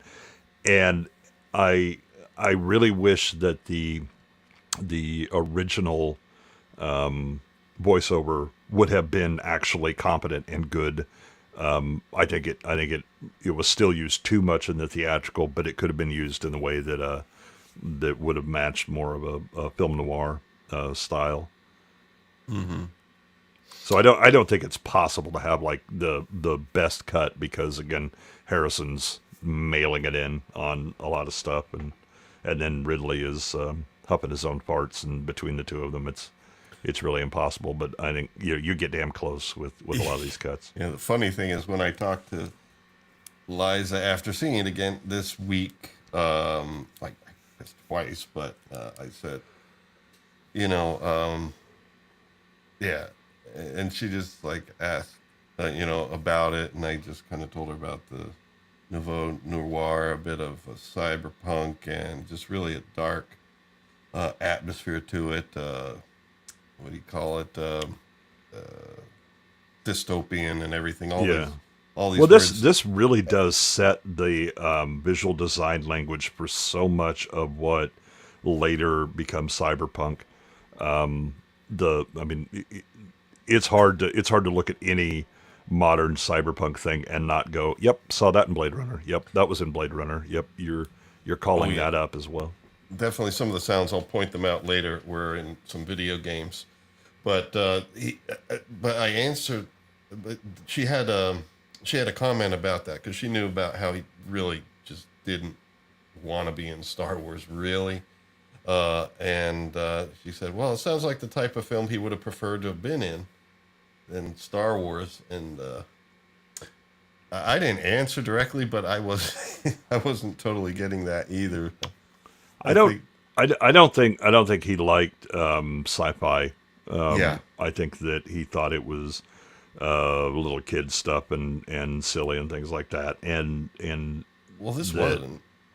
right, but again, that's his the whole genre. It's just for kids or it's stupid or whatever. Right? He loved Indiana Jones Hmm. and playing that character, but I think that was because it allowed a certain amount of physicality and macho behavior and more humor. This again, you're playing noir. You have to kind of be understated. You get little moments, but it takes some work. Yeah. A lot of actors, I think, would love to be able to do something like that. The Yeah, opportunity. I think Ford plays this. He's basically like Humphrey Bogart on sedatives. Well, he's about to leave, and that's when he's told, you know, you're going to be little people. Yeah, You're going to be little people if you're not a big police officer. And one of the other things that was mentioned was like that Holden, you know, use Holden. I hear he's a good guy. That's what Deckard said. And Brian's like, well, he breathes okay as long as you don't unplug him. yeah. As long as no one unplugs him. Yeah. So, Well, he starts out again. It's the I'm going to give you the sweet first, right? And it's, hey, I need your magic. I need the old Blade Runner and all that stuff, And so I was quit when I came in, and I'm twice as quit now. Starts to walk out, and you wait right there. Right now, he turns into no, we're not playing anymore. Right? Let me make it abundantly clear. You don't have a choice. yeah, I got this guy that works for me. He collects paper and he makes origami. So you don't want that going after you. Although Well, he ends up doing that anyway. I mean, it's or the funny. or get the whole police force. Yeah, Gaff just like is always just like disappears there, and it's like, does this guy get paid to do this? All right. So anyway, He's just wasting time. He's just listening and doing his thing. yeah. All And right. yeah, as Deckard says, no choice, huh? Sorry, pal. Yep. That's the sorry pal look. So anyway, I think we're about to get down to a little bit of business here. They're going to look at the case. Here's Leon. Looking at video of Leon. And I guess making it a dystopian type of look means that it ages okay, even though the TVs, definitely are the curved screens, and Yeah, it's all you can see CRT. the pixels. Well, I mean, so you've got a couple of problems. The problem with trying to predict the future in a certain way is, you never know something that gets created new or takes things over. And we had LCD in this era, but it was monochrome, looked like crap. They just and nobody would have said, "Oh, these are going to replace monitors." But the other thing is, there's no way to emulate them replacing a CRT because in order to have something that looks like an LCD, what are you using? All you have are CRTs with curved screens. Yeah. Or you do some back projection stuff that looks terrible. And again, this is recognizable. This is kind of that retro futurism that we get. Yeah, and I guess the conversation here is basically he's talking about Leon, the story of Leon, which I think we've already explained. Basically, he was being questioned, and Well, this is explaining that there were six Nexus 6 that decided to escape from an off-world colony. They killed 23 people, and then they found the lifeboat from the ship that they stole on the coast, empty. And then I believe two of them died Yeah, on the electric fence around the Tyrell Corporation trying to get in. yeah, and then so it's the other four, including Leon. That Right. So they decide, well, we'll void comp the employees on the off chance that they're trying to infiltrate. Oh, look, there's one right now, Leon. Yeah, but I guess he was the last of this four to be identified as a replicant because the other three, get listed here as well. And so I guess those they don't need to interview. So anyway, there's one there. Roy I like Batty. the hats. Yeah. Roy Batty, combat model, maximum self-sufficiency, most obviously the leader. Self-sufficient. That's very good. Off-grid power. Yeah. Now here's Zora, and this is why there is a noticeable difference. Zora is part of a kick murder squad for political assassination. Oh, okay. All right. Now, But Pris she ends is up military doing, leisure. Yeah, she was a pleasure Right. replicant. That's the next one that we're getting to, Pris. But the thing that confused me was it seemed they both kind of might have been in that area because this Zora ended up working in the pleasure industry.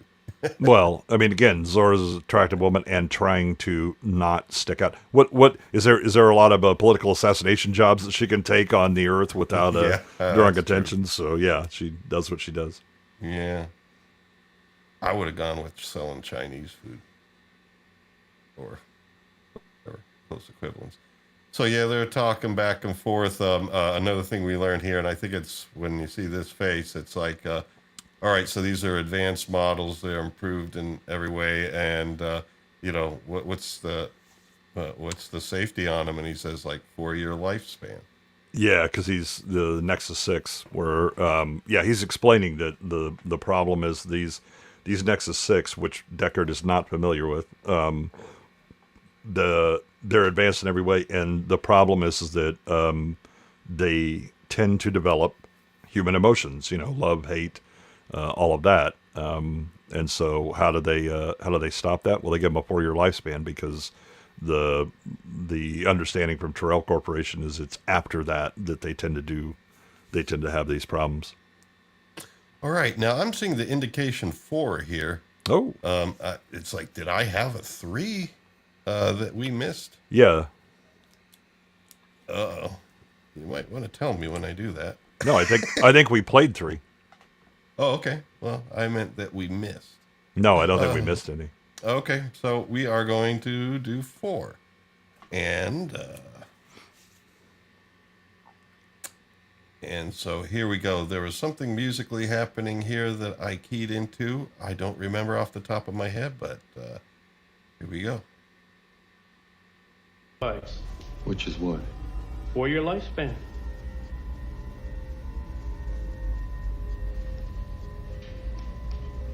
I love the face. Now, there's a Nexus 6 over at the Tyrell Corporation. I want you to go Yeah, the put the music in machine the on. background is... And if the machine doesn't work?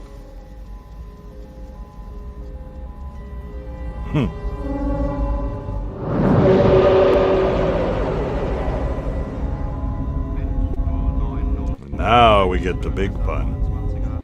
Yeah, Going to the wanted Tyrell pause it. Corporation. I just wanted to pause it there because what we heard before, I wanted to pick up some of that as well as the music here in the transition. Before, there was the sound of being like in this this office that just sounded like background technology, kind of like the interrogation rooms, but a little different, but a similar type of thing because we've seen that room before, so they kind of kept a similar sound design for the next room. And then at the same time, we heard a little bit of music in the background, the bending up and the bending down, the meow, Yeah. and twistiness, especially going with the face of Bryant there saying 4-year lifespan. And then it's like, let's go to the Tyrell Corporation and test out the machine. Well, no, actually, they want to. Tyrell. That's what he's going to go do. He's Yeah, going to test yeah. it on. Yeah. He What if it contacted doesn't us. work? And he's like, oh, I don't have an answer for that, and we're kind of screwed.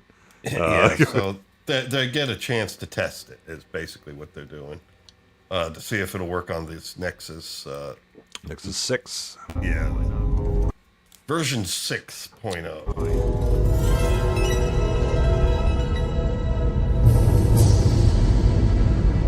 Into space, into city. Look at these shots.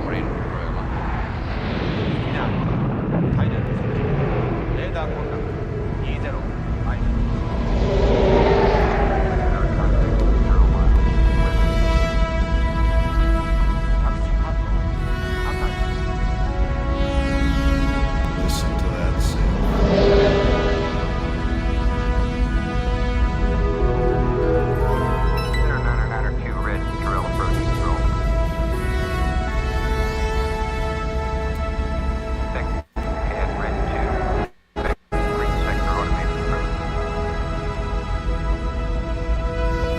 I'm going to pause a little bit. I hate to pause in moments Yeah. like that, but I just don't want things to run too long in a row that the sentries detect. Well, we're going to the What Tyrell film? Tower now, and very much a ziggurat kind of But yeah, design to it. And Oh, yeah. And the synth work there was like, again, Yamaha CS80 doing its thing. yeah.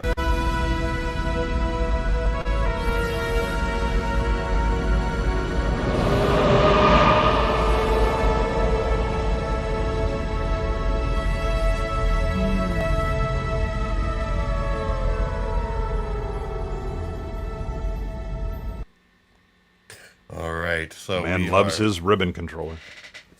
Oh, yeah. Might as well use that thing. Mm-hmm. And there we go. There's our owl friend.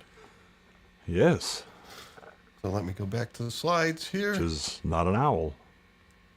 Yeah, well, closest thing you're going to get. We find out. Alrighty, so I am just making sure we're back on the right set of slides. Yes, so we are going to the next one, which is here with our not owl friend. And there we go. This is the look of, I guess, high up in the Tyrell Corporation. And the music here was very, almost like you're in a spa. Yeah. But they keep it dark, yet the beauty is from the sunlight. And so it's like, but it's picturesque in that it's like a setting sun. It's almost like saying there still might be some beauty out there, but it's going away. Yeah, and again, it's the fact that, you know, when on the ground level, it's always dark, because you have, you know, all these huge high rises that shade everything, but also the layer of pollution over it. So even when the sun is out, there's just kind of this brownish, you know, glow to everything from it.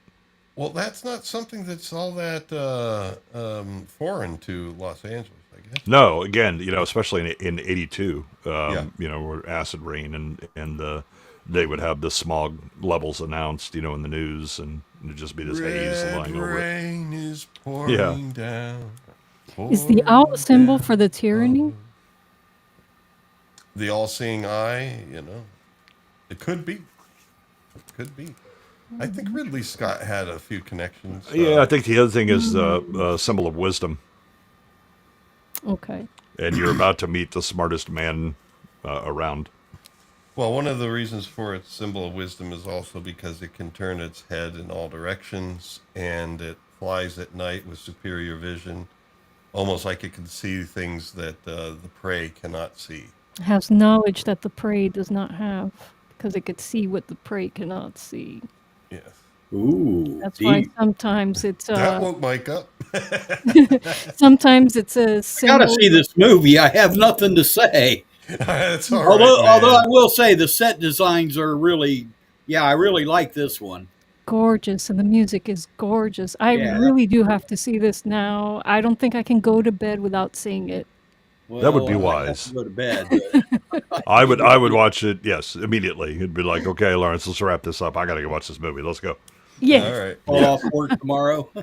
Well, no, she I'm can't do willing to that. stay up. I'm willing to stay up. She'll be I tired. have at to work. get up at 3:30. Oh, Well- Mike. Oh. Well, at least her work is a little less rough on her. The nursery and greenhouse area is a lot less hot this time of year in Florida. yes. Thank Ooh. God. Oh, my The God. summers were a beast for her. A beast and a half. Because they Oh. didn't even, they only had a very few fans there even. Like, No, we don't have air conditioning where I work. And it was, whew, yikes. so anyway, Hmm. here's Rochelle. Yeah, and the first question is that a real owl? And she's like, no, we can't afford one. So I guess another environmental statement, it's like, species are just so rare. Yeah. Oh, but at the same time, we see later the indication of, there's concern for misuse of animals and so forth. I don't know.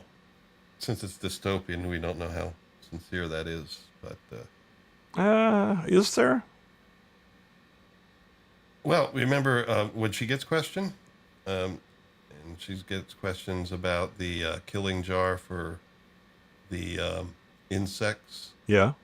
She has to answer that I would report them to the authorities or something. No. She doesn't have Take 'em to the answer doctor. anything. Take them to the doctor. Take them to Yeah, the doctor. that's her answer, but that doesn't mean anything because But again, the whole idea was it's kind of wrong, even though, growing up in no, our it's period, simply a matter of I need an emotional response. I'm going to ask you some uncomfortable questions. I mean, the last one he asks is not exactly oh my God, I'm worried about animals or anything like that. It's just, in fact, she doesn't answer. you boiled dog. Yeah, raw Well, oysters okay, and boiled we're dog. getting to that, folks. Here we go. So anyway, not an owl. And I just took some slides here. I mean, basically the conversation does get to her saying, have you ever retired someone who was a human, who turned out to be a human? Like, did you ever try to find out if someone's a replicant, think they were, kill them, and find out later they're human? He says, well, here we actually get the shots. When she asks that question, right there, he's at first like this. Then he puts his head to the side, which is an indication to the audience that, well, maybe he's not being honest. I don't know. Or maybe he doesn't know, but the proper answer has to be yes. You cannot question. No, the proper answer is no. But the other thing is No. But more importantly, I mean, it's a stop and think about that because that's a risk of the job, which is Well, which is- and this is a perfect time for me to go back to the Arnie thing I questioned later. In Terminator, you were able to see that Arnie had flesh, and then on the inside he was robotic. right. He's a cyborg. Because he had to repair himself at one point in the arm, which was actually a great shot, But I don't know, with these replicants, do they have any, I mean, because he mentions here when they first meet that their replicants are machines, and like any machines, if they don't serve their purpose. I think it's tools he uses, but Yeah, they're tools. And Oh, so they weren't clones. I've that's my understood- question. That's my question. Oh, That's for okay. Jay. That's for Jay. Because they are genetically engineered. Yeah. And they are entirely biological. Okay. Yeah. Okay. Yeah, That's there's what no I thought, because like every doctor or scientist you see in here, they're genetics workers, except for Larry from Newhart. He actually makes some automatons, and no, he is actually a geneticist. yeah, I know, but he makes some automatons. Remember, he Right, has but this that's kind of his hobby at home. Yeah, right. Yeah. So I was like this whole time wondering, because he mentions them. I believe at least at one point he calls them machines. But I guess Right, but the interesting thing again about about this movie is You know, is it truly about robots? Is it about AI? Is it about slavery? Yes, it's all. But these are engineered human beings that have been genetically manipulated to be better than in many cases. Right. Right. But they are all intentionally designed. That's what I was getting, but I just feel it might have been a little bit clearer, like maybe at some point just 2 lines somewhere just indicating that no, they're not like mechanical beneath the skin or something like that, because it's... Well, again, if they were mechanical beneath the skin, I wouldn't need Voight Comp. Okay, yeah, that's true. Right. Well, The only reason that Voight Comp works is because they are emotionally regressed. Right. Yeah. They don't have the complexity of emotion that humans do. So when you're talking to Leon and you're talking about flipping a turtle over and it's baking, he wouldn't have the empathy because he hasn't developed it. So anytime, well, I guess it was just once that was kind of threw me off when it was called a machine, because I was like, I don't know, they look like they're completely biological. Right, but the thing is that it was a prejudice. Well, it's a very intense. I mean, again, it's we designed it, we built it, so it's a machine from their standpoint. Because the minute that you say they're a person, we have a lot of problems. Yeah, I think they used it as a euphemism. So it's I think they very intentionally mean that from their viewpoint, because otherwise, if you have to. Then again, this is very much analogous to slavery, where if you read the discourses from religious and educational and political leaders and all that in the South leading up to the Civil War, they constantly talk about that black people do not have the capability to have the rights of men. Right, they are less than they are not intellectually developed enough. Right. It's like in their mind, they are evolved. They are not as evolved, it's a way of lying to yourself intellectually in order to avoid your conscience. Well, again, a lie involves intent. I think that the vast majority of people absolutely believe that. Right, in the same way that I'm buying a replicant, and how does it get made and what's going on? It's not my problem, but it's manufactured and I can buy it. And the difference is they didn't grow up. They weren't children. They're human. They're made as adults, and they have a 4-year lifespan. And they're disposable in many ways. Well, so, yeah, I mean, I was getting that vibe, but I was still holding in my head, well, wait a minute. Call tools machines, and so I guess it's... Right, and that's why they're called skin jobs. That's why it's not execution; it's retirement. Well, right. All of the language and all that stuff is intentionally made to not refer to them as human or think of them as human, whatever. Right. And the movie is pointing out: is there really a difference? Well, someone did a pretty good job with her skin. Yes. Sean Young, and there we go. The Mexican Edward James Olmos. Yeah. Except not Edward James Olmos. Edward, No, that's Joe Turkel. Oh, fuck. That's Tyrell. Oh, yeah. I thought that was Olmos. No. Edward James Olmos is Gap. He's the one that does the origami. Well, then I've really fucked up this evening, folks. Well, there you go. I think I should just say Vangelis. Yeah, Vangelis, and Moog. No, that's Joe Turkel. So he also plays the bartender in The Shining. I was like, this guy looks like the guy from Miami Vice a little bit. No. Put a mustache on him. I already have Edward James Olmos with a mustache in this movie. Okay. Well, but the reason that he's also playing this kind of Adam's gonna kick my ass. mix of Asian and Latin. Yeah, Adam's like, that's why I left the show. Yeah, it could be. So anyway, there we go. Edward James, not almost. Yeah. And well, anyway, I forget exactly what his lines were, but basically he comes in and says, "Yes, I'd like to see this machine in action, but I'd like to give you a negative first before I give you a positive."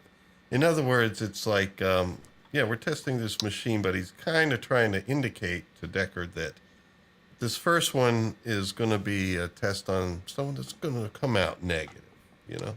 He's Right. kind of like trying to play cards there. Yeah, and the thing is that so Tyrell comes out and essentially describes how the Voight-Comp test works. So he's like, oh, so you're going to measure pupillary response, micro, capillary action in the cheeks, the blush, the so-called blush response. And Deckard says, yeah, we call it Voight-Comp. And so, yeah, he's like, I'm interested in seeing a test, and okay, we'll bring it in. No, I want to see a negative first. And they're like, what'll that prove? Indulge me. And what is it? his Tyrell, so yes, you indulge him because he's very powerful. Yes. And he basically, in fact, they don't get into it, but in that type of situation, you don't know. It's like, do these corporate overlords own the government, or They who owns are, who? in many ways, Yeah. the government. So anyway, that's the presentation there. Thanks for joining us, Stitch. I just saw a chat come up there, and nice to see you. Indeed. Cheers from Adam. And then, yeah, so that's the maneuver. Now, Deckard's like, whatever. I'm going to just test my machine and do my job. For some reason, I wanted to capture this with the hand. Oh, here's the indulge me. Indulge me, yep. Please, indulge All right, but it's too bright in here. Yeah. So then the windows Yeah, too shade bright in here. themselves. And I found that to be a very musical moment. So I believe right here, yeah, it's just really Oh, yeah. straightforward to, it's too bright in here. Okay, at least he wasn't trying to kiss the guy's ass. So we're going to go over here, and we're going to play number 5. Which means we take that off, and we go to number 5.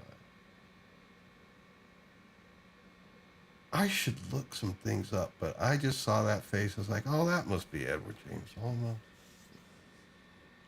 Nope, that's Joe Turkel.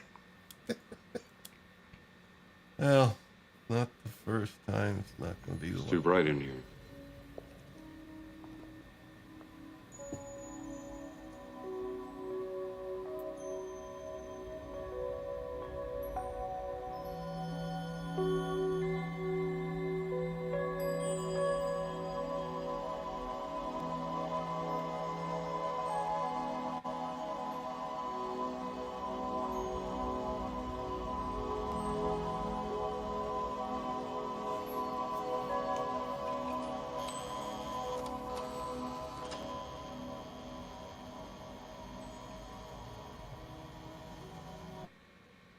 So yes, we got the beautiful music, kind of like a spa. We're going to go to a Greek spa, and we're going to give you a facial. But no. We're going to ask you a few questions. It's fine. But it's I don't know. Do you like boiled dog? Well, it doesn't ask if you like it. That's just what was served. Yeah, I mean, So anyway, yeah, I forget where it started. I don't know if it started with the boy with the. No, it was somebody else. Somebody. No. Yeah, it starts out pretty simple. I know that it then follows with the pornographic picture where the husband puts it over the headboard. The first thing was something about that involved animal cruelty. I think something with a cat, and she's like, Well, "You got the proper response."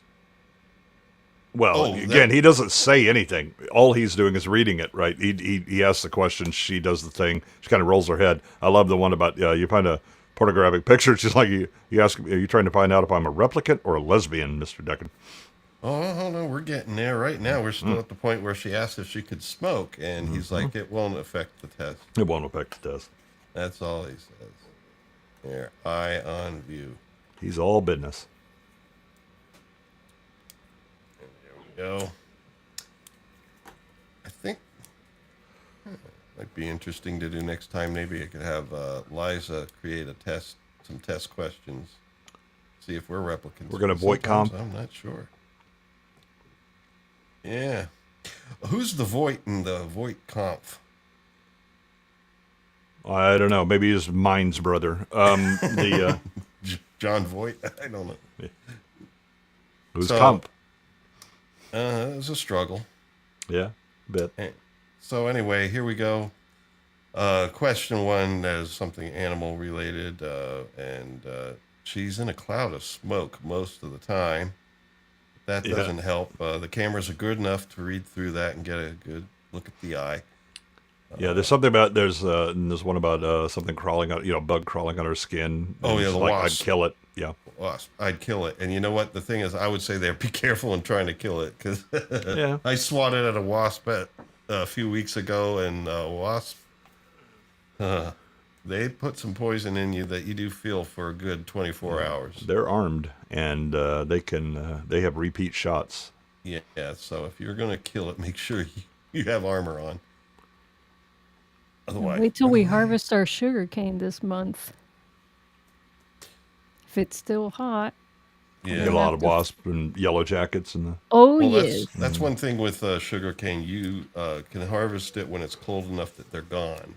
right. But But I don't want to wait till December. I want to have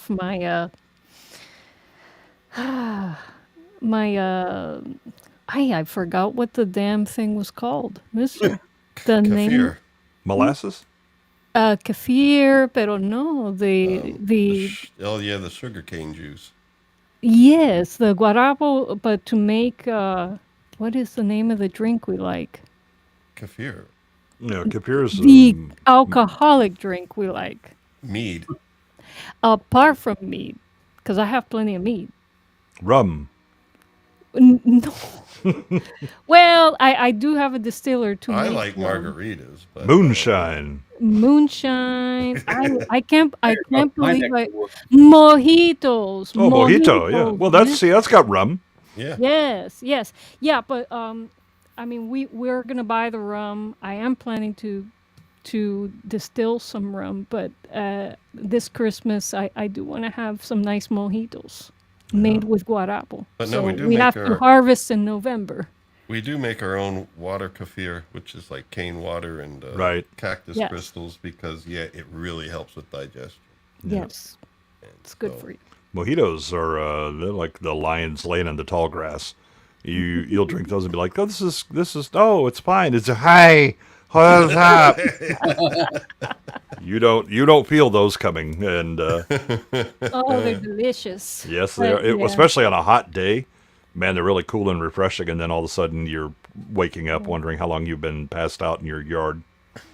We're gonna have to fight off those yellow jackets though, because it's still hot here.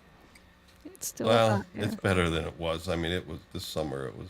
Yeah, don't- no, summer was unbearable. I don't It's pick ridiculous. fights with yellow jackets. That's Not a You good- will if you've tried a mojito No, with guarapo. no, I'll just wait until it freezes. I can go ahead and wait. That's fine.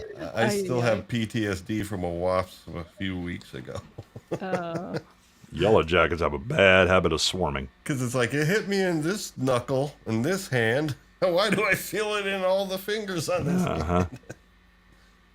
All right. So anyway, the conversation continues. And it gets smokier. These are such great shots. Again, just visually, it's gorgeous. Yeah. And there was a fade there into just to show time passing. Yep. That was after the question, your husband brings a pornographic picture in, something like that. She's like, is this a test as to whether I'm a lesbian or... Yeah, a replicant or a lesbian, Mr. Deacon? Yes. And... Please answer the question. But answer the question. Your husband wants to put it on the wall. She's like, no. He's like, why? Yeah. Because I should be enough. Yep. And that's... And if you know anything about Sean Young, don't argue with her. I She don't is know anything crazy. about her. No, she's crazy in real life. Oh, wow. There's a reason her career dried up and blew away. Alrighty. So it turns out that it was about 100 questions Yeah. before he sunk her here with. And he shuts it off. Well, again, he doesn't sink her. This is just a set of questions. It's not the, haha, I got you with this one. You ask, because he says it, you ask a certain number of questions. They are then cross-referenced in the system, and you get your result, or you start to, tend towards a result. Yeah. Well, I mean, it's just when you mentioned the boiled dog, and even after some time, it's still like that. There should be a response to it. So anyway, does what's his name? Turkey Hill? Joe Turkel. Joe Turkel. He shows Tyrell. up here. Yeah, Tyrell. He shows up here, and he asks her to leave. And Would you give us a moment? yeah, and he's like, she's a replicant. And he's like, yeah, but how many questions did it take for you to get there? And it took 100 when normally it takes about 20. So Tyrell seems to be fascinated about this, and the main difference is because she comes preloaded with memories. It helps soften, I guess, the existence to the point where she doesn't even know that she's a replicant. Well, so she doesn't know. The reason she doesn't know is that he explains, we found that they, because of their emotional responses and all that stuff, we found that giving them a past helped to cushion these emotions or whatever, and they're easier to control. Yeah. And Deckard's like, memories. You're talking about memories. Yeah, but also the reason he says, of course, it's motivated by economic reasons. We're here to make money, and yeah, more human than human is our motto. Mm-hmm. Now, there's an interesting. When my wife and I were rewatching this for the 10,000th time, my wife has not seen this movie nearly as much as I have. But I pointed out in this in that little interaction, it makes it fits perfectly within the movie and explaining why they do this. But there's at least the question of does that phrase have any kind of deeper meaning? Right, the idea that if you control the past, then you can define the present. And that's easier to control, which is what he says, is that, we give them a past, gives them a cushion, and it makes them easier to control. Is that true for humans as well? Again, the movie doesn't give you answers, but it'll give you a hell of a lot of questions that are very interesting to think about. Yeah, exactly. And that's one thing that I would say, even just seeing it this week, it just like... it gave me a lot of questions, some of them for Jay, and some of them just, other than that. But what's the best science fiction? Like, especially when we get to the end, I don't want to spoil it or anything, but it does, definitely, the ending does make you question, well, even the beginning, it kind of sets you up to question the good guys a bit. Yeah, are there good guys, right? Yeah, are there? What is, Are there? And the again, the best science fiction sets up a situation. It's in the future, or it's with some different technology or whatever. But the fundamental questions that it raises are the things that we encounter in our lives, either through our past or what's going on now. It just comes dressed a little differently, and the smart ones don't answer it. They just raise the question and present it to you in an interesting new way for you to think about, right? The problem that we have now is too many writers that are telling you what to think, not raising some interesting questions and leaving it to you to come to your own decision. Mm-hmm. So anyway, we do have one last set of slides before we complete things this evening. But before that, Inga does want to remind folks that we could use your help and support. The one very free and helpful way to do such a thing is to like, share, subscribe. If you're been watching these Earworms episodes and you haven't subscribed to the channel yet, please do. And that really does help us immensely. We're trying to get to 1,000 by the end of this calendar year. It's looking pretty slim now. There's been a week of a drought of growth for some reason. I don't know. But, YouTube goes up and down, but the likes and the shares are how YouTube, decides to spread videos or not. And so we need your help with that and in the comments section. And there's definitely plenty of questions that can be left about this film or thoughts to be shared. And these are also the ways to prove that you're human and not a replicant.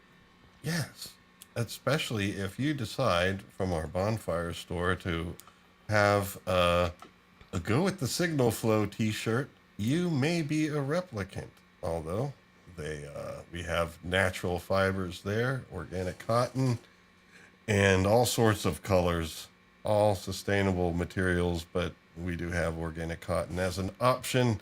I believe in modulation. Just like one might believe in moderation, some of us here believe in modulation.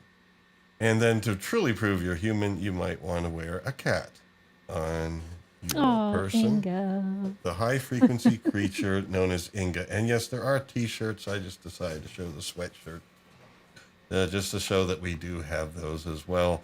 And that store is usually listed below the videos. Enough of my Wait, something people should know about Bonfire, where we make these.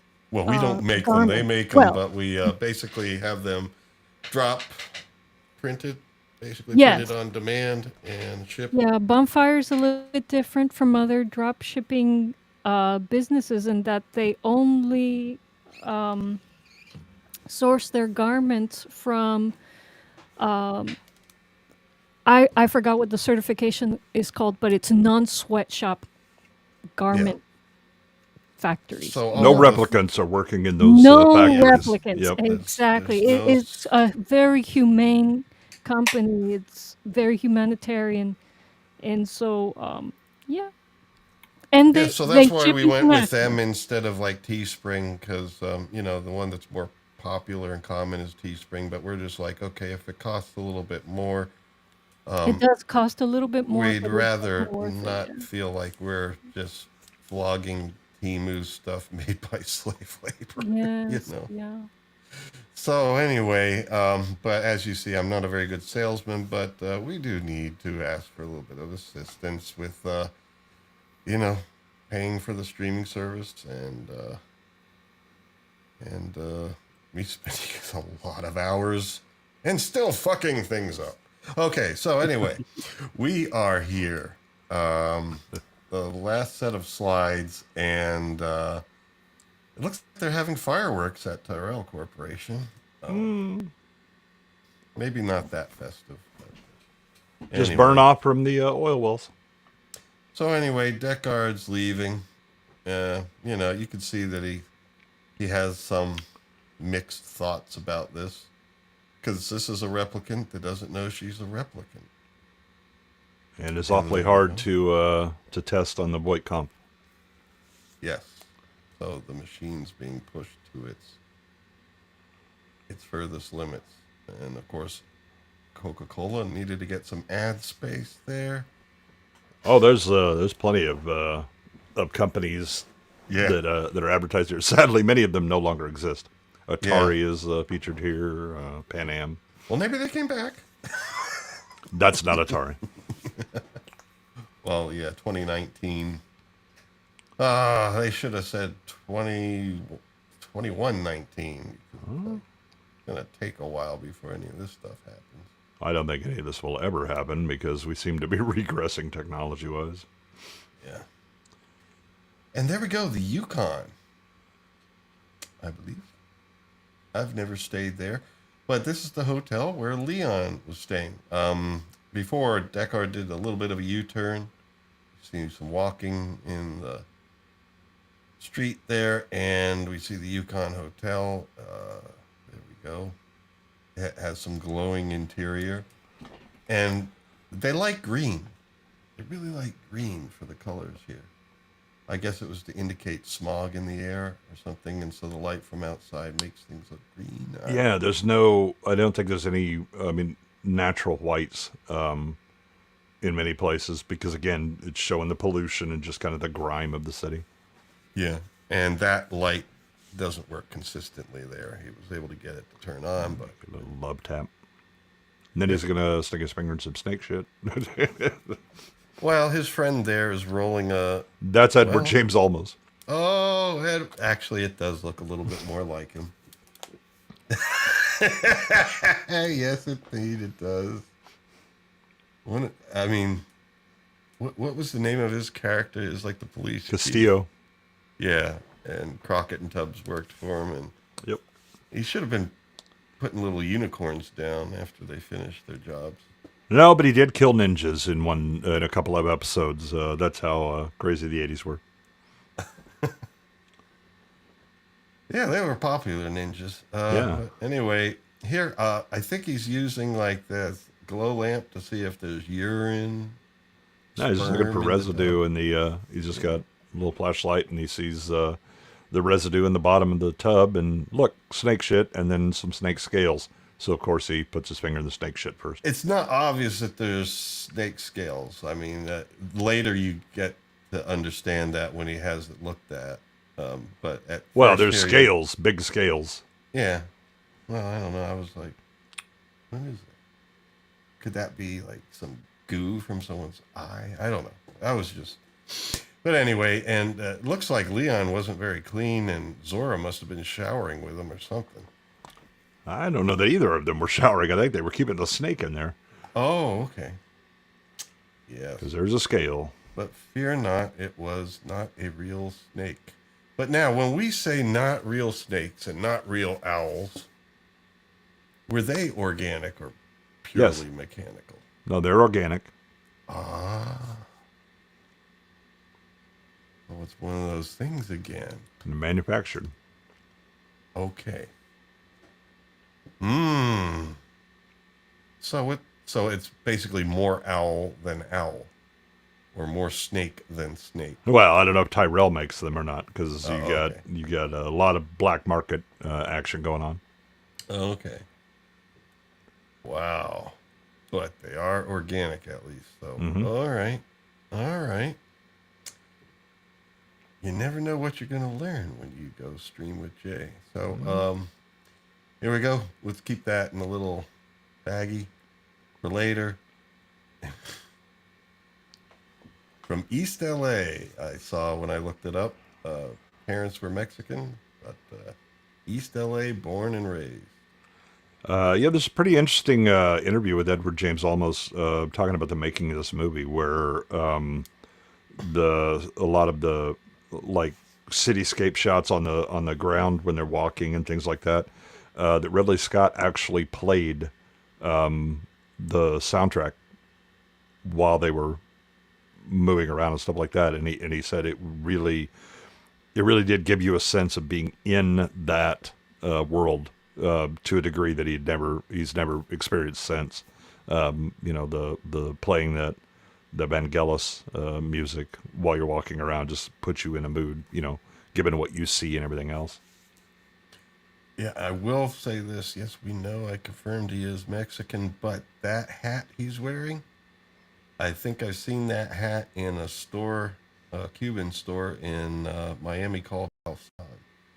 I've seen that hat in a local Walmart, so that it's a stingy brim fedora. Shout out to anyone who knows what Valsan is. Yes. Anyway, there we go. And from behind, I guess you get this sense of, yeah, okay, do what you got to do. I don't know why I hired this guy, but anyway. No, he didn't hire him. Well, whatever. Bryant has him Now, going with him. here's the thing. When this is placed down, at least to me, it looked like it was a standing person. But later, I mean, I read that it's supposed to be origami unicorn. No, this isn't. The unicorn's later. This Okay, is a person, and again, if you look at it, then Adam, keep coping as much as you want to. It's because Gap is actual police. Deckard isn't. The interesting thing here is if it's a standing man, is this essentially the kind of Pinocchio thing, or is this a real boy? But just placing it right. Gap is just always making the origami. Does it have meaning? Probably, because otherwise, why would you keep insisting on putting it in there? Exactly, but I want to look at something. What is the here. meaning? That's up to you. Origami. How do we spell origami? Origami.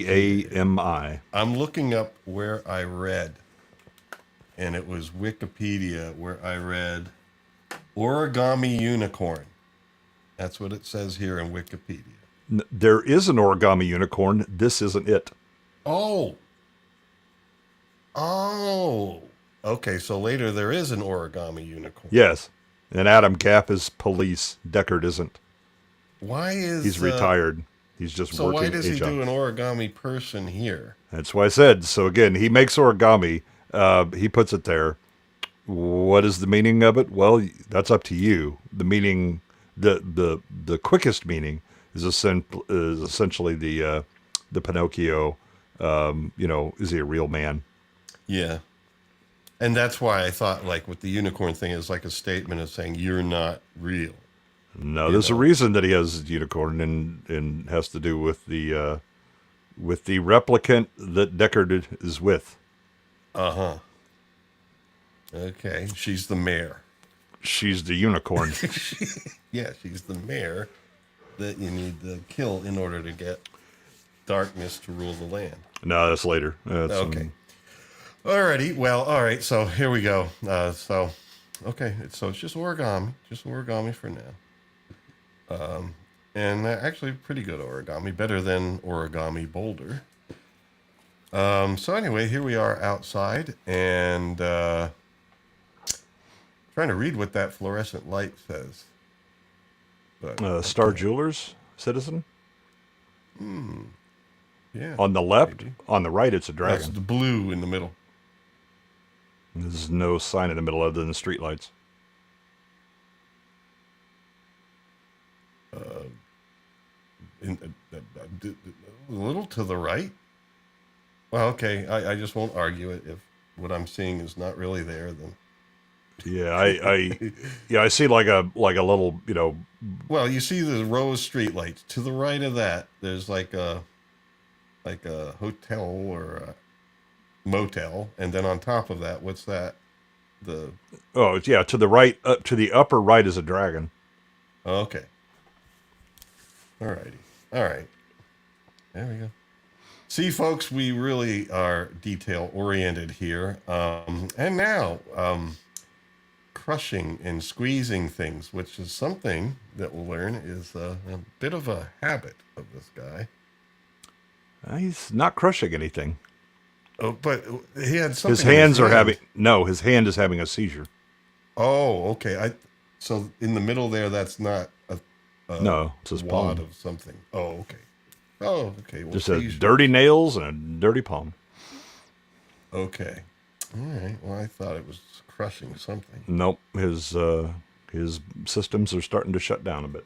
Okay. Well, one of these days I'll get good at this. So that is Roy. And Roy comes out and meets with Leon and asks Leon, did you get those pictures that are so important to you? Those photos? And no, he wasn't able to. Leon said there was people there. There were men there. Men? Policemen. Policemen? Yeah, they dragged that out pretty much. And it's almost like, you get the feeling it's almost like he was about to say, can I play with the rabbits? Yeah. All right. Well, again, that Leon is interesting because he has these pictures. Roy makes it kind of more clear in a different way what the motivations would be, but you'll get a thing with Rachel and photos as well. But Leon is the a bit of the sentimental of the group. Oh, and we do have, I'm glad I didn't miss this, the musical moment here, number 7. I have a feeling we did miss one thing along the way. I don't know what, but number 7 here, this is a great clip. Right after this scene, here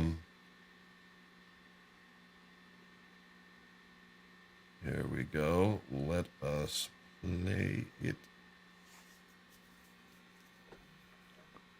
Yep, got to select that, get a play button. There we go.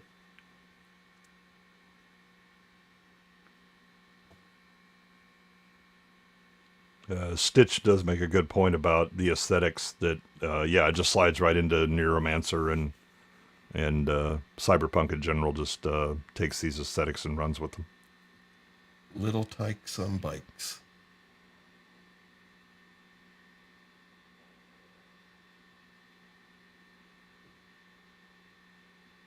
And that sound there, that like boiler type of sound. We haven't heard or seen anything.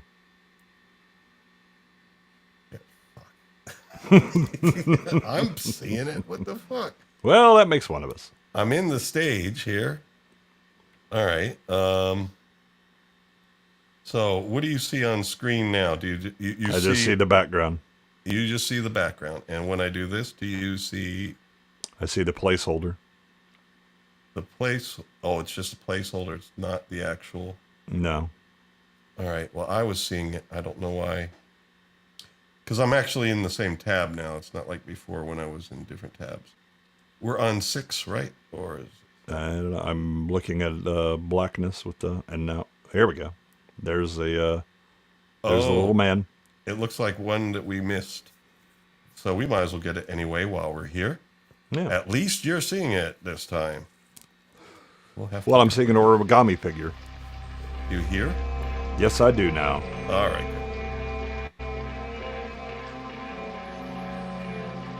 Atari.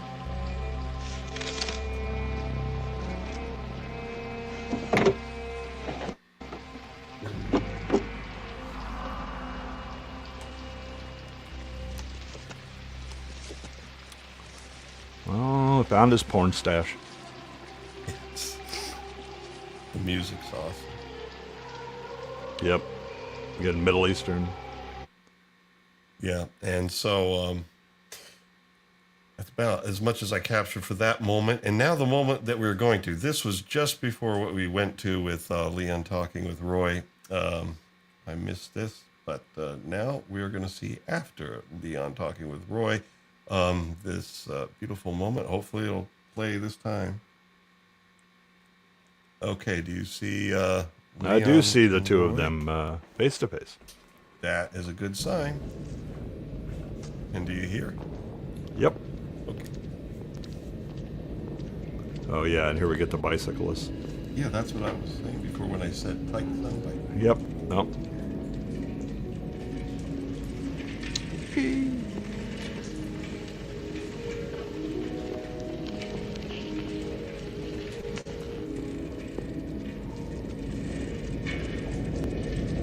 Now you hear that? Yeah. Kind of like boiler type of sound. Yeah. That sound is used in Empyrean Galactic Survival. This open sandbox space flight and base building game. Oh, really? Yeah. Yeah, very much sounds like a big ship's engine.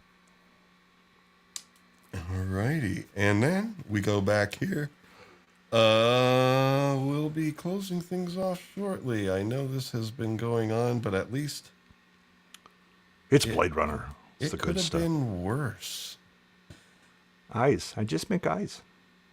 Oh, yeah. Eyes on ice. Yeah. And so anyway, we see someone working with some lab stuff. It's Lopan. Oh, my God. Lopan is making eyes. He's, he definitely dressed for some He may be in 19 Antarctica. Yeah, he's working on a new version of the Thing. I think that's what he's. Yeah, oh right, that was 1983 Antarctica. No, it was 82. Vangelis. Oh, okay. Yeah, understand how baller 82 was. I mean, Yeah. you have Blade Runner, you have the Thing, you have E.T. Believe Poltergeist. Star Trek 2, The Wrath Yeah, of the Wrath of Khan. Khan, all that. I mean, it is a killer year. And Van Halen released Diver Down. Well, absolutely. Big Bad William is sweet. No, Big Bad Bill is Sweet William now. Yep. So anyway, we see that people are entering the lab in the darkness. And this guy's got some hoses hooked up. Heat. Yeah. Got to have heat because it's damn cold in there. Yeah, you got to keep your eyes on ice, I guess. Yep. So anyway, as we see a hand kind of swiping him away and then just dropping him a bit. And that kind of wakes this guy up. And he's got those things. Remember those things you put on your head that have these little springs and little googly eyes would wobble back and forth? He's got one of those on. Those were popular in the early 80s. Yeah. So Leon and Roy are there talking to him and start asking some questions about, I forget, just the terminology. He just threw out terminology. Man, a few words. He's like, man, I don't know anything about Yeah. this. I just Incept dates. I want incept dates. Morphology. Yeah. Morphology. He's like, no, I just make eyes. Eyes. I just make eyes. And Leon's walking around and Hey, don't do that. Cold. yeah, those are my eyes. No, he warns him it's cold. Yeah, it's cold. But this he is sees- the clue. Yeah, he's like, oh, your Nexus. Yeah. Like, oh boy. Okay. So then he knows, these guys can deal with cold, but I can't. And Leon basically- decides to disrobe him. Yeah. Take off his Everest climbing coat as well as the hoses to keep him warm. Mm-hmm. And I love those things on his head. The multiple jeweler's loops and stuff that he has. Yeah. It's question time, and it's like, okay, so who knows stuff? Yeah. Well, Tyrell, the head of the corporation, knows everything. Tyrell. Okay. He must be someone you can't get to so easily. And it's like, oh, you can get to him through... Sebastian. JF Sebastian. Yeah, it's JF Sebastian, and it's done much more eloquently, kind of slow. Well, and You again, feel I like- designed your eyes, right? And, Choa, if only you could have seen what I've seen with your eyes. Oh, yeah, great lines like that, but also just the feeling that he's kind of like feeling a bit of pressure here because he's getting cold, and Roy is real casual about asking questions. And Well, you're already dealing with people that are superior physically, and in some cases intellectually, to humans, and they are here illegally, and if they are found, they are killed. So you might want to take these people seriously. They are dangerous. Yep. And he's feeling the cold, and Roy gets even more casual. In fact, he sits down in a moment. Yep. There he goes. He sits down, and that's where this cut, at least, I don't know. It seemed like something that was a decision to kind of like close off the scene here, where basically you get Sebastian's name, and it pretty much fades out on that. It's almost like it felt like there was probably more footage taken, like the scene did continue, but No, I think it intentionally leaves it ambiguous. You find out later, because again, if you leave this ambiguous, then when Roy and Pris are dealing with JF Sebastian, you're not sure. It'll maybe they just want this information, and JF will be able to escape or whatever. Spoilers, he doesn't. Well, yeah, but yeah, so they at least for now leave you hanging on the eye. That's actually another kill that they don't show. They leave you hanging on the eye maker. Another kill. I'm trying to count so far. Did we have a kill that wasn't shown so far? So far. No. No. Okay. So anyway, there we go. Well, yeah, but it's another thing where just before we get to the tunnel, it's another thing where we get something after the fact. We did get that with Holden. He wasn't killed, but pretty much. They certainly tried. Yeah, it was. I don't think people. Yeah, and in the original theatrical cut, so does this cut have the one where Deckard visits him in hospital? No. Okay, because there is a cut that, or at least there's scenes where he does that. But I think the only two definitive kills, well, or one kill and one attempted that are actually shown are Holden and Tyrell. Well, this one, the final cut, was described as the last one that had some of Ridley Scott's decisions in it. However, it sounded to me like it wasn't all of his decisions. Like, I believe there is a director's cut before this. Yeah, that could be full of shit. Again, there are multiple cuts for this movie. Yeah, and so the director's cut probably had more. No, the director's cut doesn't have the. Really? No, but there, as Adam was talking about, there's I know in the script, and I believe they shot it with Leon on the ceiling, but I'm not sure if that was included in any particular cut. Again, the number of edits for Blade Runner that have this missing scene, but not this, but this, but not that, or whatever. It's just it's kind of insane. Is there any cuts where they switched the two and Edward James Olmos is playing Tyrell? I believe the Wayfair cut is coming to YouTube soon.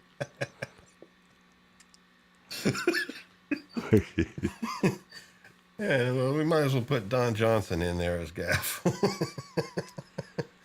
All right, so here we go. He's driving again, this time in a tunnel, so that's nice. And great shots of light rays coming in, almost foreshadowing the light that's about to enter his life here. So anyway, nice car. This actually, this vehicle shows up in a few movies. Yeah, I believe it's in Total Recall. Oh, cool beans. But yeah, this was a Sid Mead version. Stitch, the best version is the one that you enjoy. I think that there are problems with all of the cuts from my standpoint and how I see it. But again, everybody kind of takes something different from this movie, and so it's up to them. What I do know is that Ridley is an untrustworthy person. So make your own cut, damn it. So, so which cut was he talking about there? He said he saw it in the theater and he was just asking what the best version was. And I was like, I don't know that there is one. I'll have to look to see if there is a theatrical. I think generally people say that the final cut is the best. Again, the theatrical, if Harrison hadn't just mailed it in with no shits to give on the voiceover, and had they cut some of the voiceover out, I think it could have been good in the movie because it would have made it more of the classic noir style. Mm-hmm. Well, anyway, it's voice ID here. That's his security for his apartment complex. He's tired. He's going to go to bed. Wait a minute. Oh, hell. It's Deckard, level 97, but he whips out his piece because he's got some fan that wants an autograph, and Harrison Ford doesn't put up with that shit. Yeah, no. Bright red lipstick there. And so anyway, he's like, I guess it's, I don't know the lines per heart, but it's like, what are you doing here? And she's like, basically says, Terrell wouldn't talk to me, and, so I left. Like, basically, there was no post-briefing. So he closes the door on her, but thinks about it and opens it up again.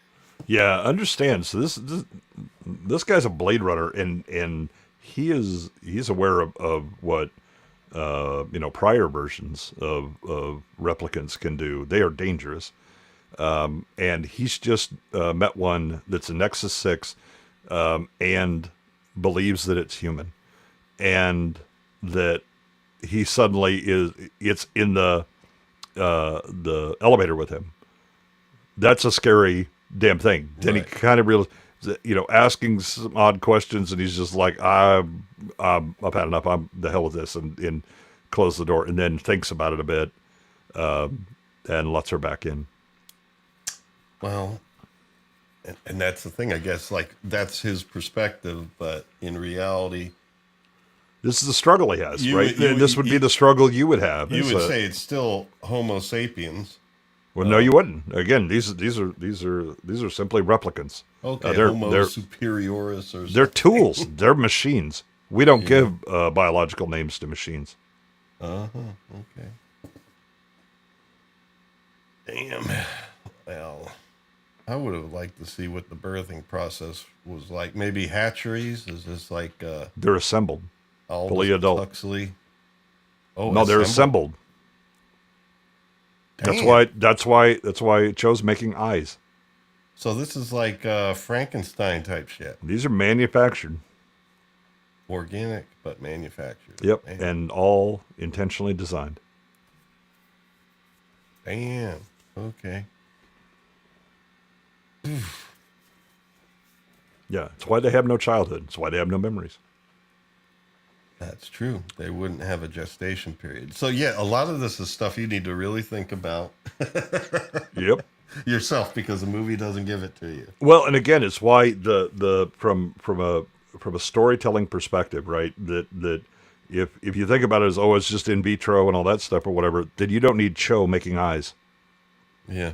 But the reason you visit Cho making eyes is that it lets you know these are manufactured things. You are assembled from parts that each, you have all these specialists that work together to make these things. And as JF later tells Roy, Tyrell designed your mind. Right. Well, that's what we're kind of getting here to her big reveal, and he offers her a drink and stuff. He's being kind of casual here, but he's asking her. No, I forget, man. She's basically, Go I don't know what he told you, but he basically told her nothing. I'm not, no, what Tyrell told Deckard.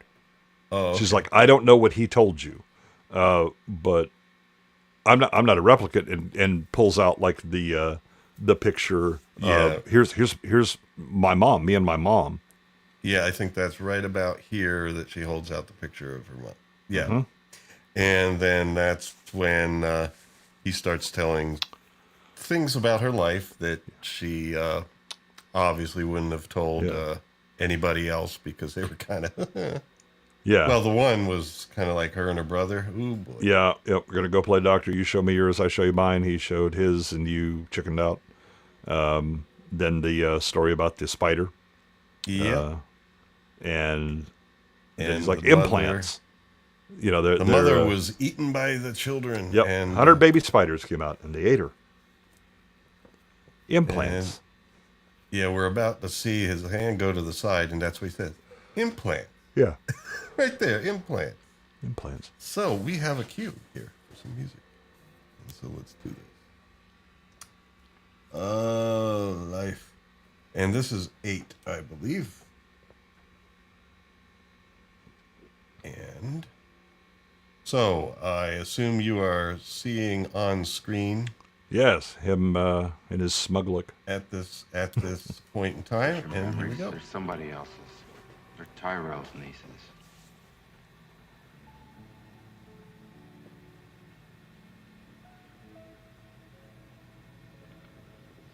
Okay. Bad joke. I made a bad joke. You're not a replicant. Go home. Okay? No, really.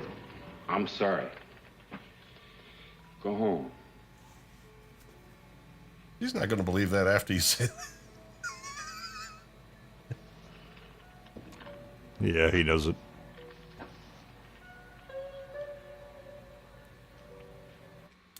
I am also doing this because of the music, the piano in the background. Yeah. I found it really compelling. And so let me just pause it a moment so we don't get too much continued video and audio playing. Yeah, the thing to think about here is that Rachel has until this moment, well, as Tyrell says, I think she's starting to suspect, but that her memories aren't hers. They're not true. Imagine how that would cast you adrift, that everything that you remember is manufactured. You didn't actually experience those things, right? Who are you? What can you trust? When did you start actually being the real experiences that you had? Right? Exactly. And her emotional response with the crying, that's part of what he kind of reacts to, because this is not the usual reaction you get from replicant, and you know, the idea, well, just, I'm joking, go home or whatever, right? A replicant may be clever, but they wouldn't necessarily have the emotional intelligence to recognize that when he says, no, I made a bad joke, it's fine, and all that, they may not be able to pick that up. Yeah, and linear memory, is something that seems linear at the time, but it's not very linear. Like if you think right now, what did I do yesterday and everything, and try and connect everything together. I mean, you could see how like moments could just be like implanted, and the only thing you feel like a direct linearity from is something you're currently like doing and working on, like this stream. But something that's a little bit more distant as far as yesterday seems almost like, I don't know. Right. So the again, this is based off of a Philip K. Dick novel. So you already know that it's going to raise some very interesting questions about the self and your mind, and what you know, how you know it, epistemology and things like that. Yeah. So you're looking at am I the result of the memories that I have, right? Are those memories accurate? Mm-hmm. If they're not accurate, who am I, and what am I in this moment, right? That I'm essentially a fraud. Where's my free will? Do I have free will? Right. Yeah, And then in this case, Deckard's looking at going, okay, so now we're getting real shaky ground as far as what is human and what isn't. Mm-hmm. Right. And the stories that we tell ourselves, right? We on our own, we tend to modify our memories, right? Yep. To fit certain things or beliefs about ourselves or the situation or things like that, right? That if you were objectively looking at it from like film or whatever, you'd be like, that's not what actually happened. You're like, but I'm certain of it, right? That's my memory of it. But if somebody, as Deckard is explaining, Tyrell's niece's memories are put into you, are you Tyrell's niece? Are you any different? What are you, right? So again, this is it's an interesting question about the specific situation we're in, but it also asks some very uncomfortable questions about the importance of memory, which is also addressed in another Philip K. Dick story that was turned into a movie, Total Recall. Yeah, I heard about his work after I was reading a book on esoteric Christianity, and he came up as an author being referenced, and I have a few Audible credits, so is there anything you recommend? I would find As like some as an basically entry like level? collected works, Okay. and read a lot of the short stories. Okay. So the Total Recall, the title of the story that it's based off of is "We Can Remember It for You Wholesale." And the idea is you go in and rather than go to a vacation or whatever, we just implant the memories. Then what's the difference between that versus actually experiencing it? Wow. Yeah. I'm not gonna say what Mr. Brown's favorite line from that film is. We hear it about this every week when he talks to Trev. But that's again, these are the interesting things that Philip K. Dick raises, and rarely, if ever, gives you an answer. He's just like, "Why don't you think about this?" And you're like, "Oh, yeah, I'm going to be chewing on that one for a while." No, the great things to think about. And I went through a car. Well, I was hit by a car like in 2004, and it was just amazing how my continuous memory didn't really continue until like the Sunday, and it happened on a Friday. And then I was able to remember back a few little things here and there, little flashes, but there was no continuous memory. And thank God there wasn't, because that was really apparently very painful when I was hit by a car and then airlifted to Yeah, Jackson there's Memorial a, Hospital. I mean, there's an interesting, one of the things that is always interesting to think about is the concept of now, right? The immediate now, except that you're not experiencing the immediate now. Yeah. You have lag from the time that light hits your eyes and then goes to brain and gets processed, right? So Yes. the fastest intentional action you can take, and this is usually through training, not a unique and novel situation in which you really have to think about it, right? But let's say like a military, SEAL or something like that that is trained continuously to identify target, shoot, right? The minimum time that can happen between see thing and begin to react is about 120 milliseconds. That's, Right? That's an Wow. eighth of a second you could hear that. that you're lagging. Yeah. Right? So again, what is a now? Well, which sense are we talking about? What reaction are we talking about? Right? Is it us processing and understanding and recognizing a new thing? Because now takes longer than thing we immediately recognize and see in the Yeah. familiar. But they're all lagged. If one were to make that often made comparison about like a motorboat and the wake, and where are we now? We're probably just the water being turned around by the propellers. Yeah, but we think we're on the boat. Yeah. But there's so many, an infinite amount of things happening, and perceptions, and some of them filtered out, and some sensations filtered out that we're not even recognizing. But our Right. brain We're not is. video cameras that record. Yeah. Everything goes through a layer of processing. Yeah. And filtering. there are certain things that are hardwired in because evolution has been helpful for us, that we see a certain thing and we react before we think. Right. It's why jump scares work. Mm-hmm. Right. That's ahead of your thinking. Right. You just have a response that's kind of hardwired. That one's much shorter. Right. And you will actually sit and try and like explain it after the fact. Yes, so living in the now when we don't even know the now. Well, let us continue here. Oh, Eraserhead. Yes, I wish I was living in the now of the motorboating. Want a drink?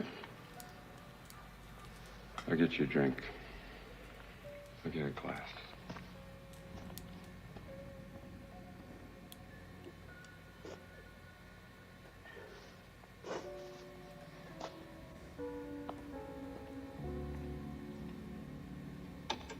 It's really quiet, the piano, but Yep. very effective.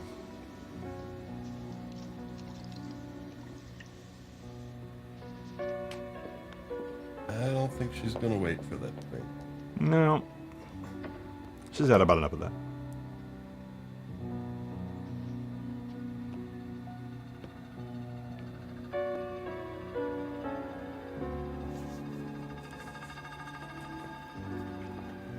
Sound design mixed in with the music. Mm-hmm. Yeah, there's always kind of the background of the city happening. Sirens and noises and all that. And now, those are her photos, right? That was her photo, yep. Yep. Well, not hers. Previous owner. Well, she was the current owner. It just wasn't her in the picture. Yeah.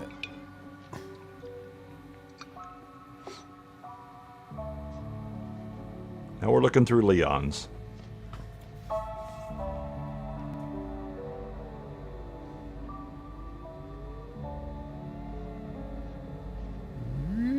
Yep.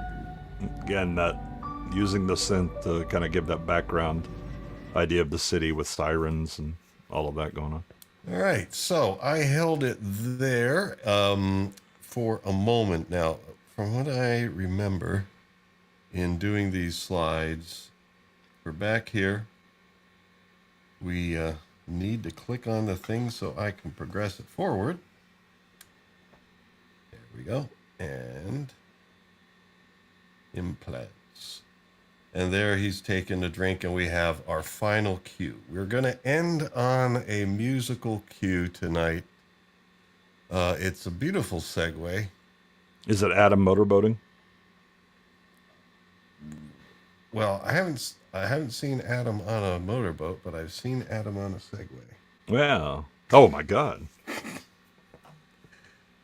And you don't want to be segued by Adam. No, right, so no, hell no. Here we go.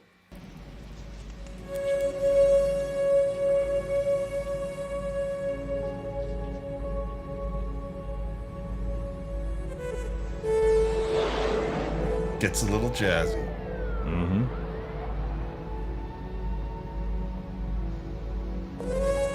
Yeah, and here is where it definitely is starting to say, okay, let's give this a little bit of more like a cop movie sound. Well, let's say goodbye to Mike while we're at it, because Mike needs Good to go to night, bed. Mike. Thank you for joining us. Because these are prearranged scenes, your avatar will stay there for a little bit unoccupied. Okay. But well, I literally am falling asleep, guys. yeah, I had a feeling, and you know what? Thank you for soldiering it out and being there with us. It's all right. Hopefully you can catch the film for next time. If not, don't worry. If you can't make it next week, let me know. You know. I will do, but I do want to catch this movie. Okay. It is definitely worth the effort. Oh, absolutely. Well, all right. Good See night, you later, Mike. Mike. Good night, all. Ciao. Ciao. Okay, we are finishing, folks. In fact, this is the last bit.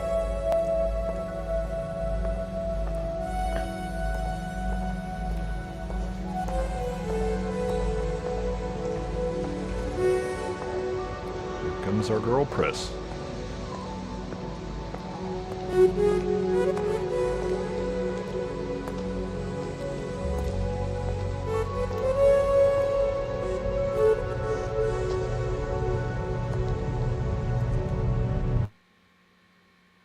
Ooh, did it stop there? Yeah, actually, I clicked away the controls at the same time as the scene stopped because I wanted to end on her face.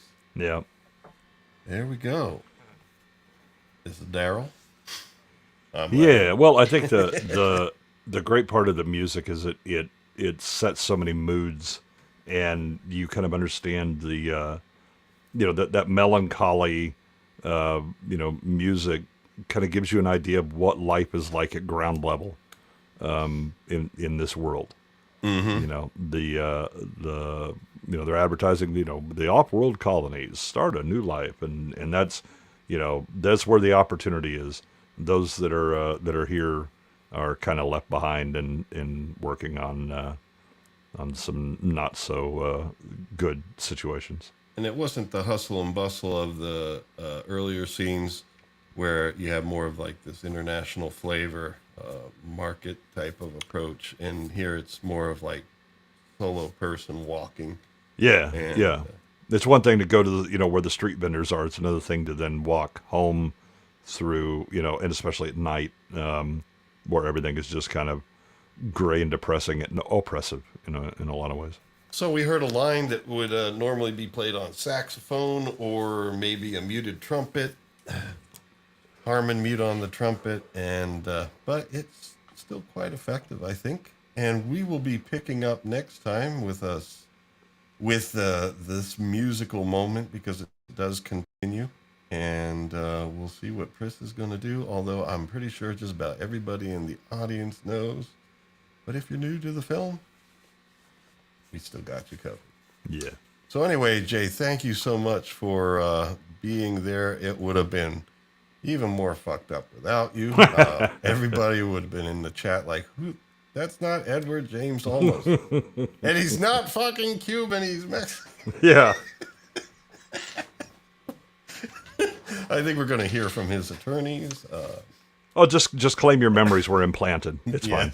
Yeah, that's what happened. So anyway, thank you for joining us, Adam, in the chat.